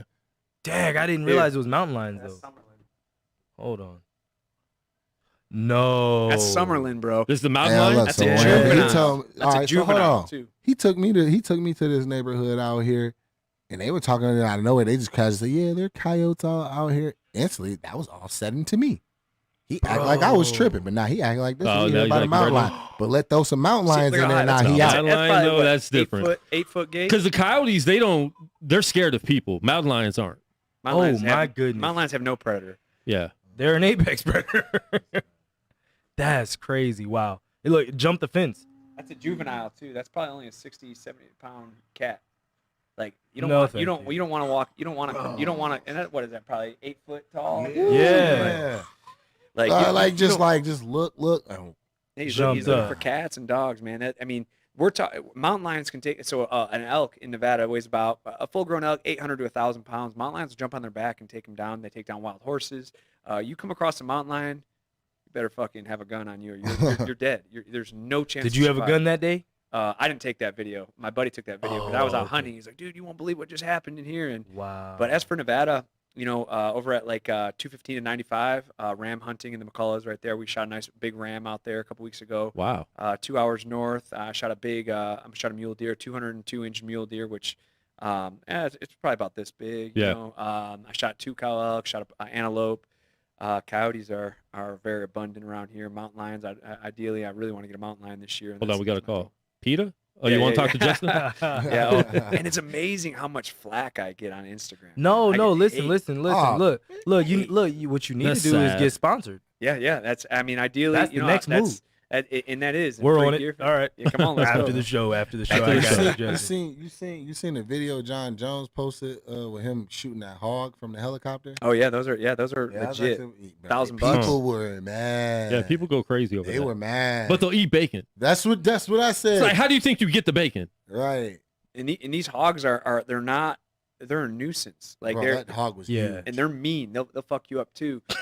These hogs, farmers let them go, and they're not indigenous to this area. Like they're not supposed to be here. Farmers will let them go. Yeah, they've done it. So if you go up into Oh, I didn't know that. if you go up into the mountains, you'll see random cows. They're just cows. Like look, what happens is people don't want to take care of them anymore, so they let them go, and they you know they They go live find and they, food. and they find food. They find a way to survive. And that's what these pigs have done. They're coming into Nevada quick too, and they're gonna overrun. I think in the next 10 years, I Wow. think they're gonna overrun Nevada. All right, we got a question on Facebook for Justin. What's your biggest deer you've harvested?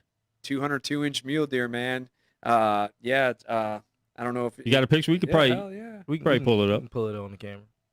Yeah, 202-inch mule deer I shot last year in Nevada. Shout out to Pastor Danny Hand for the question. Let's He's supposed to be here today, but he didn't show Oh. up. yeah, really? I invite it's him. it's the best. When I invite people, I say they're supposed to be here, but he never said yes. Fair enough. There we are. So yeah, this was last year. Whoever I want to pass it to. if Here, you guys wanna just check hold it up into the. Oh shit! Sorry. You should be able to. Oh, it went off. It went off. It went off. It went away. You should be able to just hold it up in front of. Let me see. There it goes. Oh, can Yeah, it's here. Hold on, let me. Boom! Ooh, That's my trophy. That's my baby. Nice. That's my monster right there. That's a good one. Wow, Josh, you been hunting before? No. me neither. I hate taking You never been people that hunting? haven't hunted before. Really? Not because there's days where I'll go 4 or We're 5 about to days go on a hunting and trip not too. see anything. And if you go, Oh, you're like, yeah. this is the worst Okay. thing ever. This fucking sucks. I have a story about that because I went fishing one time in my life, I've gone fishing. and it was the same thing though. There was nothing.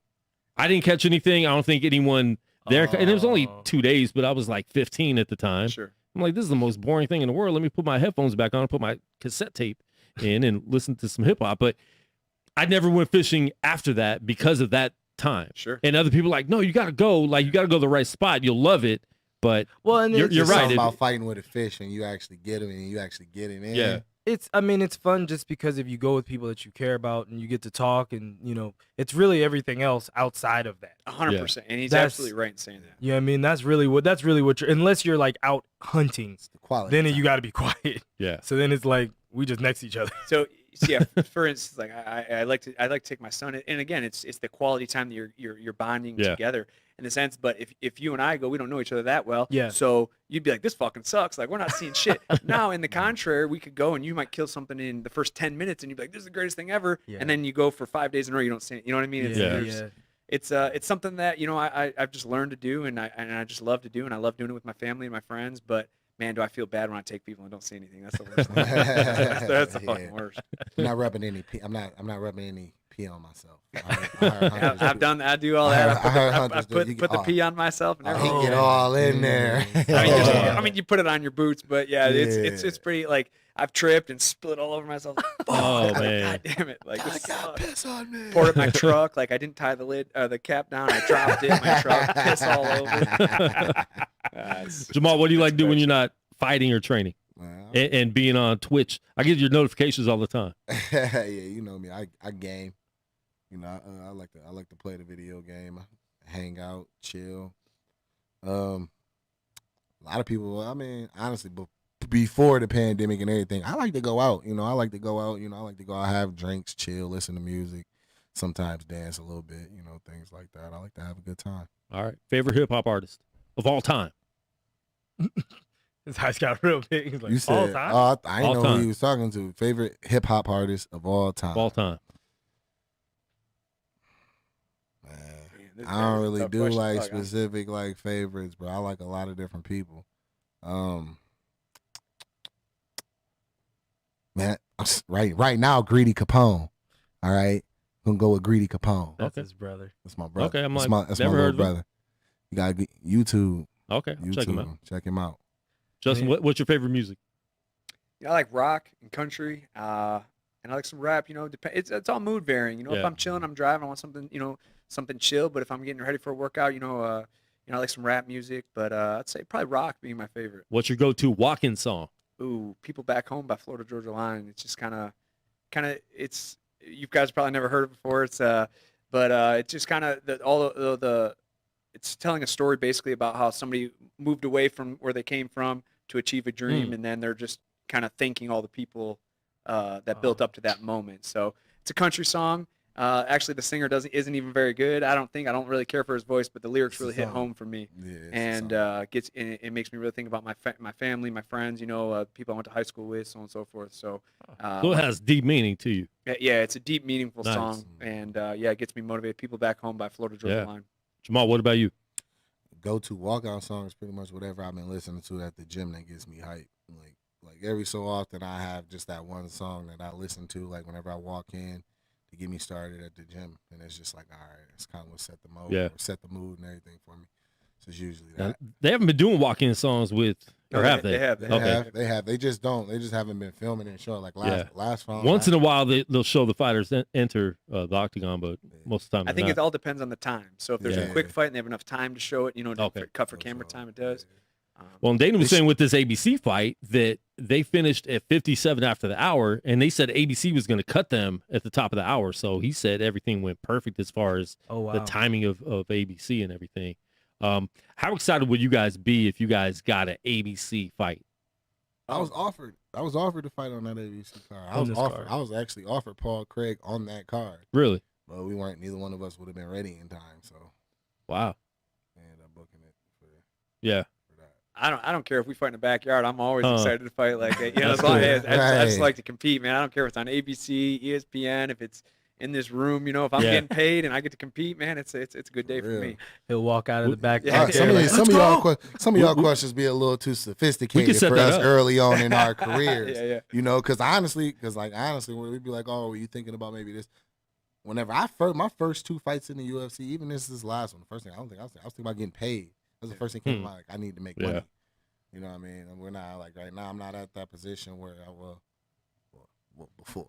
No, maybe not now. But before I was at that position where I could just be like, all right, yeah, I'm gonna fight like that. No, I needed to fight because I needed to make money. Need to make money. Yeah, man. So. And I think honestly, the majority of the fighters in the UFC are like that. Yeah. Right now, So, man, I'm excited about this season, man. McGregor. Is everybody taking McGregor to win, or does Poirier have a chance? My money's going on McGregor. Okay. But I'd like to see Justin knock him off. I really would. What an upset it'd be. Yeah. I like Conor, but it's I like them both. From a winning standpoint, the UFC needs McGregor to win. He's probably going to win. My money's going to go on him to win.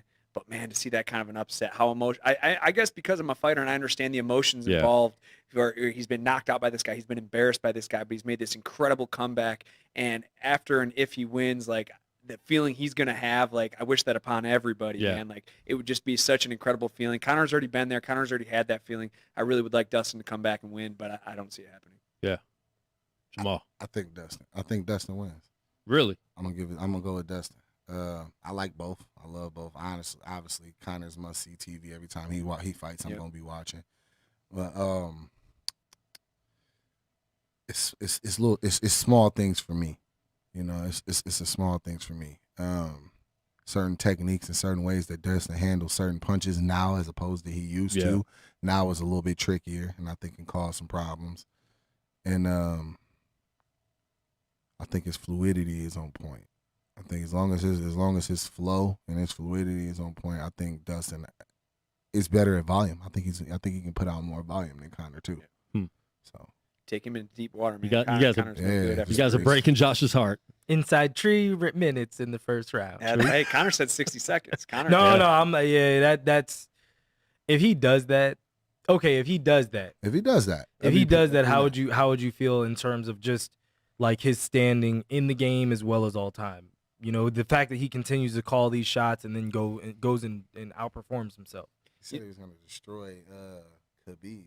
Well, that was a little different. He calls his shots every fight, even when he's lost. So Khabib's afraid of him. I don't know if you heard that. Right. I just don't. I don't think he's well-rounded enough. I think he's an incredible striker. But to say he's one of the greatest of all time, he doesn't. I mean, look at what John Jones did to Daniel Cormier, a world-class wrestler. Took him down, threw him up in the air like a clown. We're talking about George St. Pierre. When we talk about the best ever, we're talking about guys that have striking and wrestling and grappling. Outstrike the strikers, outgrapple the grapplers. Hell yeah. And I think Conor is. I'm not going to say he's a one-trick pony. But that left hand is, that's his money shot. That's who he finishes everybody with. You can't be the greatest of all time with one move. You know what I mean? That's like saying Brett Favre is the greatest quarterback of all time because he could sling it 100 yards in a pass. And he's the greatest of all time. He fucking had 100 touchdowns from doing that. Yeah. He was the greatest of all time at one point. Brett Favre is by far my favorite quarterback. He was my favorite, and then Peyton, and then I like. Brett Favre really struck me. When he had that controversy about the dick pics and stuff, I was like, hell yeah, that's my dude. He's slinging it. He's slinging it to he's slinging it off the court. You want this? You want this? And I'm talking about I was like, damn, all right, he knows where he's at. So, anyways, back to the Conor. I don't think he's the greatest of all time. I think he's performed. I think a lot of his wins. I think if he fights Aldo 10 times, I don't think he's going to beat him every time. With this would be a great staple for him, and obviously we would be going forward. But man, I really would like Dustin to win, just from an emotional standpoint. And the fact that he never defended his title. He never defended his title. He won the belt and he didn't defend it. So we don't know what you look like as far as up against the best of the best. See, with John Jones, we got a sample of he had the title, and we got to see him against the test of time, against the new guy coming in, the old established guy coming back, and all of that. We didn't get to see that with Conor. We got to see him those are some of the hardest fights in defending. That's true. The title. Yeah, that's true. Because you're talking about motivation. It's different. It's different. Once you get to that peak, there's no more word for you to go besides defend. Look at like Anderson Silva back in his prime. When he's getting his ass whipped by Chael Sonnen, He gets taken down. He's grinding down. 30 seconds left in the round. He finds a way to win. Conor doesn't. I don't feel he can deal with adversity. How many times has he ever been hurt and won that fight? And won the fight. It's never happened. Never happened. Never happened. No, going back to that fight, Sultan had that fight done. I mean, and at the end, Mendez, you can say Chad Mendez. Because Chad Mendez did have him down on his back. He worked him over a little bit. He opened him up with a nice elbow, too. But you remember Chad took that fight on like what, 1 week notice? Like, what if Chad when had Aldo that went output? out, Chad had that output for 5 rounds, no chance. I think, like I said, this guy, this is somebody that can't deal with adversity. I think he's a great fighter. I love watching him. I'm gonna watch him fight every single day. That's an interesting point. But what happened? Has he been? True. He got dropped by Khabib. Did he win the fight? He gets finished. He was whooping Diaz, and then caught, put him, cracked him, lost the fight. He went away. Yeah. When we're talking about the greatest of all time, we need to talk about controversy of where you're getting your ass whipped and you're able to come back and battle through that mental and physical state. With John Jones and Gustafson. Oh yeah. And then even if that's not the case, let's say you don't get your ass whipped, but you better be able to dominate a fight everywhere in every facet. Khabib's never actually. There's one fight that I thought he lost. So say Conor wins this one. What fight was that? Real quick, what fight was that? I can't remember who it was, but it was controversial. Was it before the UFC? No, it was in the UFC, and I watched and I actually thought he had lost the fight, and after he won, I believe he said something along the same lines. I don't think he said he lost, but he says he wasn't sure that he won. Huh. I can't remember which fight it was, but it wasn't a big name, and it was a good scrap. Yeah. Now, if Conor beats Poirier and then Khabib comes back, he finds a way to win that one. Where would that then place him? If Conor, you're asking too many what ifs. That's fine. That's the fun in it. That's the fun in it. That's the fun in it. I mean, that's what's in front of us. Yeah. I mean, and then he goes up and fights John Jones. We could talk if he beats Khabib, we could talk about him being in the top 10. Oh wow! That doesn't even get him in the top 10. Because again, was he going to take him? What if he takes him down and if he takes him down and beats Khabib's ass? All right, there's no more talk. Ground. But if he just comes out now and Khabib goes to come in, he just so happens to catch him. Sure. He catches him coming in. All right, you just caught him. Got it. I mean? Got it. Because if we come back and let's go back and we run it back again. Now, how many times are you going to catch him versus him getting you, him getting you and putting your ass in the ground? There will be no trilogy. Exactly. Anybody can get caught. True, you know what I'm saying? Like, he has the power that, like Rumble Johnson. Yeah. You know, he retires and he comes back. What did he fight at 170 or 185? Then he's up at heavyweight. And he runs through all these guys, knocking everybody out. And then they put a real wrestler on mixed martial arts in front of him. He gets his ass whipped. You know, and I just don't think. I mean, if he knocked out Khabib, I could put him in the top 10. But we're talking. You're comparing with guys like Anderson Silva, who has 25 title defenses. Not literally, but he has a ton of title defenses. Yeah. 14. 14. I'm like, 14. what? We're not talking about wins. We're talking about title defenses. With the belt on. With the belt on. Yeah. And his first loss, I think he was losing to Weidman anyways, but he breaks his leg. You know what I'm saying? No. The first fight to caught. Weidman, He got knocked out. That's right. Because he was winning that fight, and there would never been another fight with Weidman. Yes, that's right. And then the second fight when he came back, that's when he broke his leg. I mean, it was a bad matchup for him. I didn't think he was going to win the fight that he broke his leg anyways. But yeah, I mean, Anderson, he was just a little bit past his prime, man. You know, he just loved it. I mean, 14 wins. Like, you know, a lot of people in their career don't even have 14 fights, let alone 14 world championship title wins. You know what I'm saying? So, to Jamal's point from before as well, he cleaned an entire division. Cleaned it out. You know what I mean? Like from people coming up to people that hung around to people that that he'd already beaten. You cleaned out the entire division. He stopped certain people from getting championships. From being a champion. Definitely. Some dudes will never know that feeling, and it's only one reason. Yeah. Anderson Silva. Some people got or John Jones. Michael Jordan of that or division. George St. Pierre. Right. Or George St. Pierre. Yeah. You know what I'm saying? I think people overlook Anderson Silva because he's lost a lot lately. Yeah. But we're talking about prime Anderson. No, in his prime, he was the best. Peak at that's prime, my he was goat. the best. I've said it multiple times. Too. Anderson Silva is my goat. I think he's my second. My number one is George St. Pierre. Yeah. And what sticks out to me about George St. Pierre is he became the champion. He lost his championship, and then he won it back, and he hasn't lost since. You know what I mean? And to battle that kind of adversity after Anderson, he lost to Johnny Hendricks. Yeah, probably. He lost that fight. But let me look it up. Oh wait, he won. He would won, but we know he lost. I thought he lost that that fight. I mean, we being honest. But again, this guy's in wars and defending his title against one of, if not the toughest weight classes at the time. Oh yeah, everybody was in that. Like Demetrius Johnson, I think he's incredible as well. Yeah. Henry Cejudo, incredible as well. Yeah. These guys are all that I think are better than Conor. Henry needs to hurry up and come Dominic back. Cruz. Dominic Cruz, like what a fucking legend. You know what I'm And again, these saying? are all guys that I think are better than Conor. I think Conor is a one-trick power pony. You'll never see Conor go against a striker and try and take him down and beat him up. It just won't happen because he doesn't have that skill set.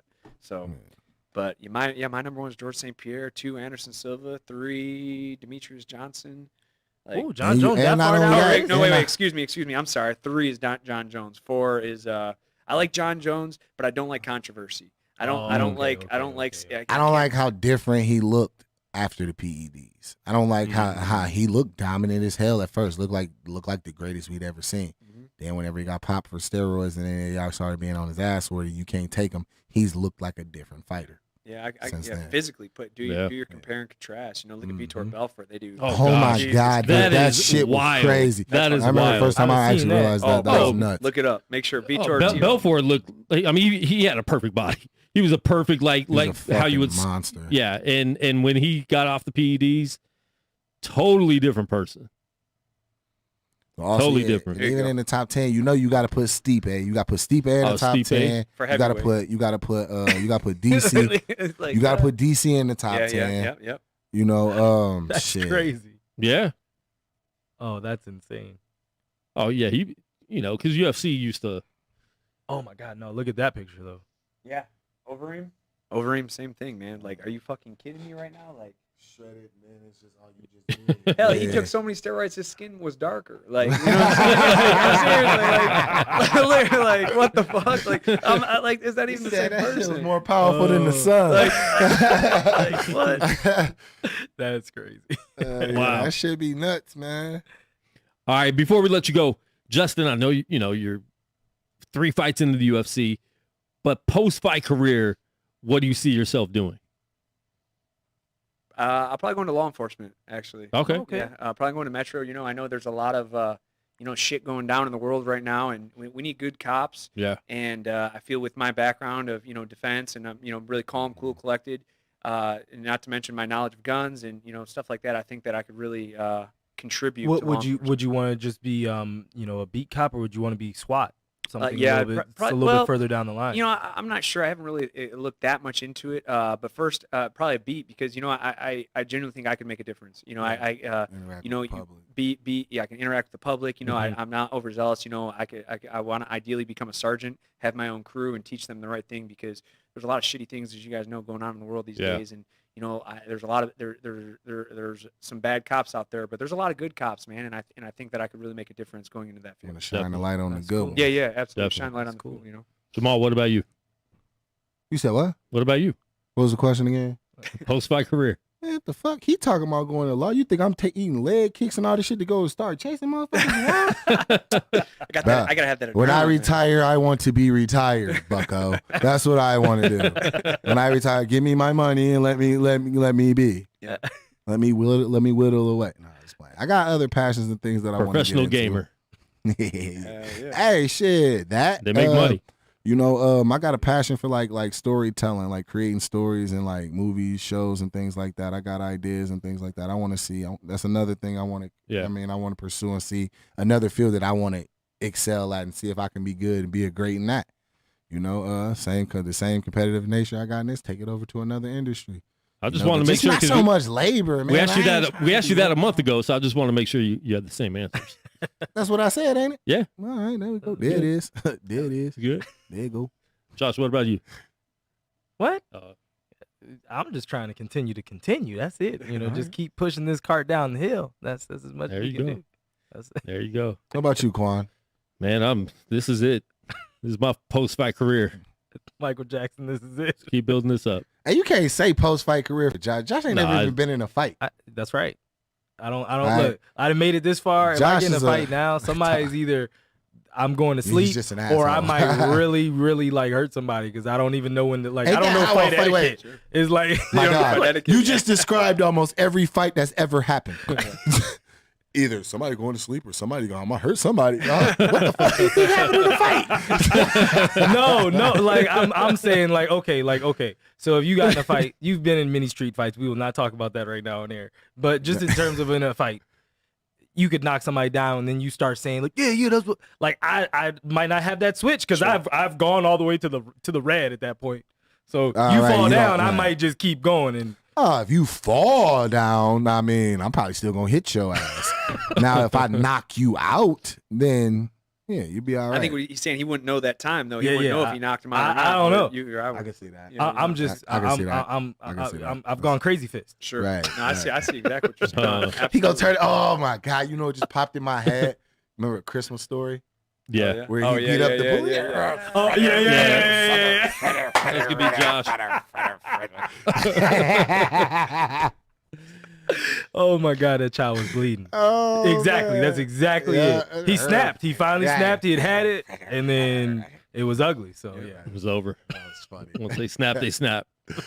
But listen, man, we appreciate everybody for tuning in. Appreciate you guys coming in the studio. Jamal, surprise guest. And what was your alias? Bryce Mitchell. All right. Special fights in the UFC. You guys know that, right?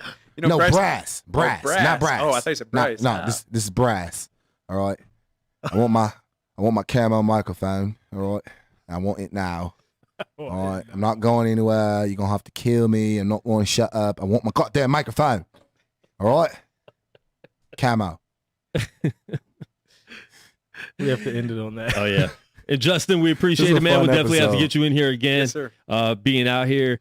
And I know you talked before about, doing some commentary for UFC too. Yeah. Is that something you want to do? Yeah, I definitely would love to get in that. I'd probably start with like the WXC or something. Yeah. An organization I fought there.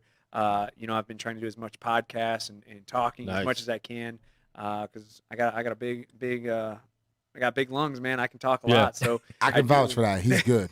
He's really good. We did what was the prediction show? Yeah. We did a prediction show together. I'm just sitting there. He's like starts talking about I'm like, Ditto. fuck is my notes at? Bro, it was good. It made me like, I was that made me fortunate. step my game up on shit whenever I started doing like a little talks and interview. I was like, oh, he was on point. I remember this because Yeah. they like, Jamal, what do you think? He's like, I don't know. I think this guy's gonna win. Like, I think this He guy's was gonna talking win. about a card of people I don't Yeah. know. He So- actually went and researched these Yeah. dudes. I'm like, So I got Fuck. benefit of the doubt the day before. They say, hey, these are all the fights we're going to talk about. So when I did my homework, I knew their records, I knew everything about them. And then he's like, I don't even know these guys. I think he's going to win. Like, you want to come on and talk about some fights? I'm like, sure, why Yeah, not? yeah, Fuck. That's the worst. I've had that happen as well. James Lynch That's had too me, and funny. he's asked me. I'm like, I don't even know these motherfuckers. Yeah. You got to give me a 4-on-1 prior. That's funny. I'm like randomly picking and choosing who I want to talk about. He's on point about everybody. Well, look, what I noticed about his game is, and he speaks very well and clear. You can understand what he's saying. You know what he's talking about.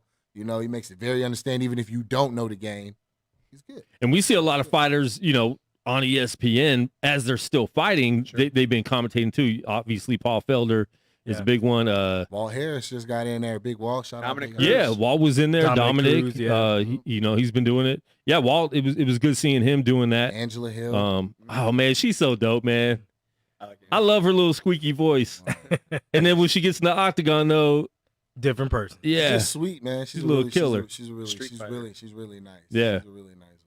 Yeah, I'd love to get in some commentary as well. But how I don't know how available that'll be. Yeah. I'm gonna press for it for the next couple of years and see where I end up. yeah, They should, man. That's part of this shit. You're doing that to everybody. That's branding. You know what Yeah. I mean, you want to build fighters, put them on the pre-fight Yeah. shows and let them talk. Understand where their mind are when it comes to fighting. the dude who's fighting on Wednesday. Who's the headline for Wednesday? I didn't even know Wednesday was a card. Yeah, when there's a Yeah, card Wednesday. 9 a.m. Yes, sir. Yeah. He's Bro, been. that dude is funny as fuck. Yeah, I like Chess. I like. He's Mike. wrong a lot though. Bro, Michael. Michael. He Chiesa said is some stuff that I'm like, Michael what? Chiesa is funny. were you as watching the fuck, same dude. fight we were watching? Michael Chiesa is funny as fuck. He's good. I just like his personality. I just think he's a funny ass, cool lady dude. But that's a 9 a.m. fight. So if you guys are interested in watching that, you got to get up early here on the West Coast, 9 a.m. start time. 9 a.m? Here. It's at 9 a.m. 12 noon. 12 That's how it noon. was on this past Saturday too. The, Shit, I the was at prelims home. starting at 9. Oh, yeah, that's right. Main cards are new. Yeah. Sure. Yeah. West Coast, we get Well, everything's shit, early. Is it early? So the Connor. No, the Connor fights, they're early? putting it on our time. So it's gonna the main card starts at 7 p.m. That's like 4 a.m. their time. Yeah. Yeah. I think that's something really fucks with the fighters too, man. That's Yeah. fucking tough. That's fucking tough. tough. Gotta suck. That's the same thing they said. Remember when I was supposed to fight in China. Yeah. When I was supposed to fight in China. Shenzhen, Bro, yeah. That shit was like, they were like, oh, you're gonna be fighting. It's gonna be like 9, 6 o'clock in the morning here. Like, who's mad at 9 in the morning? You know, hey, but that's the barely thing. I don't going have out to of be bed mad. at 9 I don't have to be mad to whoop somebody's ass. Yeah. I do this shit for fun. Yeah, Come yeah. on I now. do it for fun. Come on now. Well, listen, man, we appreciate everybody tuning in. We will do this again. Jamal's always in town, man. So anytime he comes in, he's here. Just pop up on y'all. Just pop up, do the pop up show. Tag along. And Justin lives here, man. So you train at Extreme? Yeah. I train Extreme Couture at the PI, and I've been working with Fredson Pashao since the beginning of this year. So, Nice. Just make a little adjustments, man, and Yeah. get back in that win column and extend this career. Yeah. And there's a lot of good fighters out there at Extreme. I know, like we said, that's where Puna's at. Yep. He said after the fight that he still has a job he had to get back to. Yeah. Because he's the front desk man Yep. at Extreme. So that's funny, but yes, when I moved out to Vegas, that's what I did. I was the front desk guy, and then Puna works the front. He might be there right now, actually. Well, if it's about 3 o'clock, he's just about getting off. So, And then he usually trains at 3. yeah, we train at 3:30. So Yeah. he'll get off at 3, then we jump in at 3:30, and that's Wow. how we did it for a long time, man. And up until this year, Well, I hope they gave him the Monday off.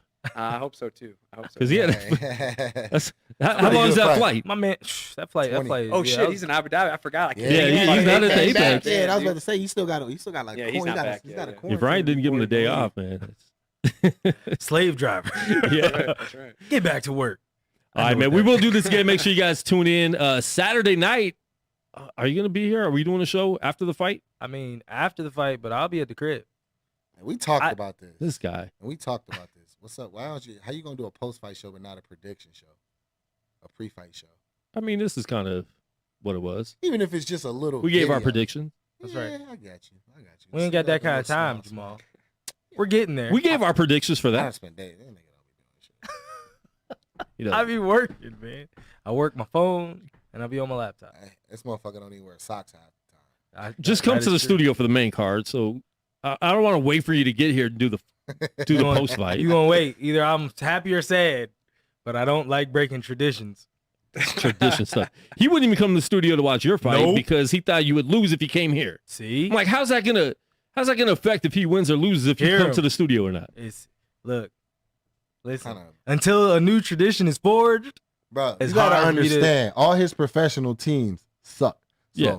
So he the has to tradition go. is not. He has to hold Oh, on to shit. something. He has to hold on to something. Damn. Maybe some type of luck or something that'll help flip the switch. that's right. Listen, his hockey team is actually good, They're very good. I'm like, all but right. that's it. I mean, they won a title 2 Bro. years ago.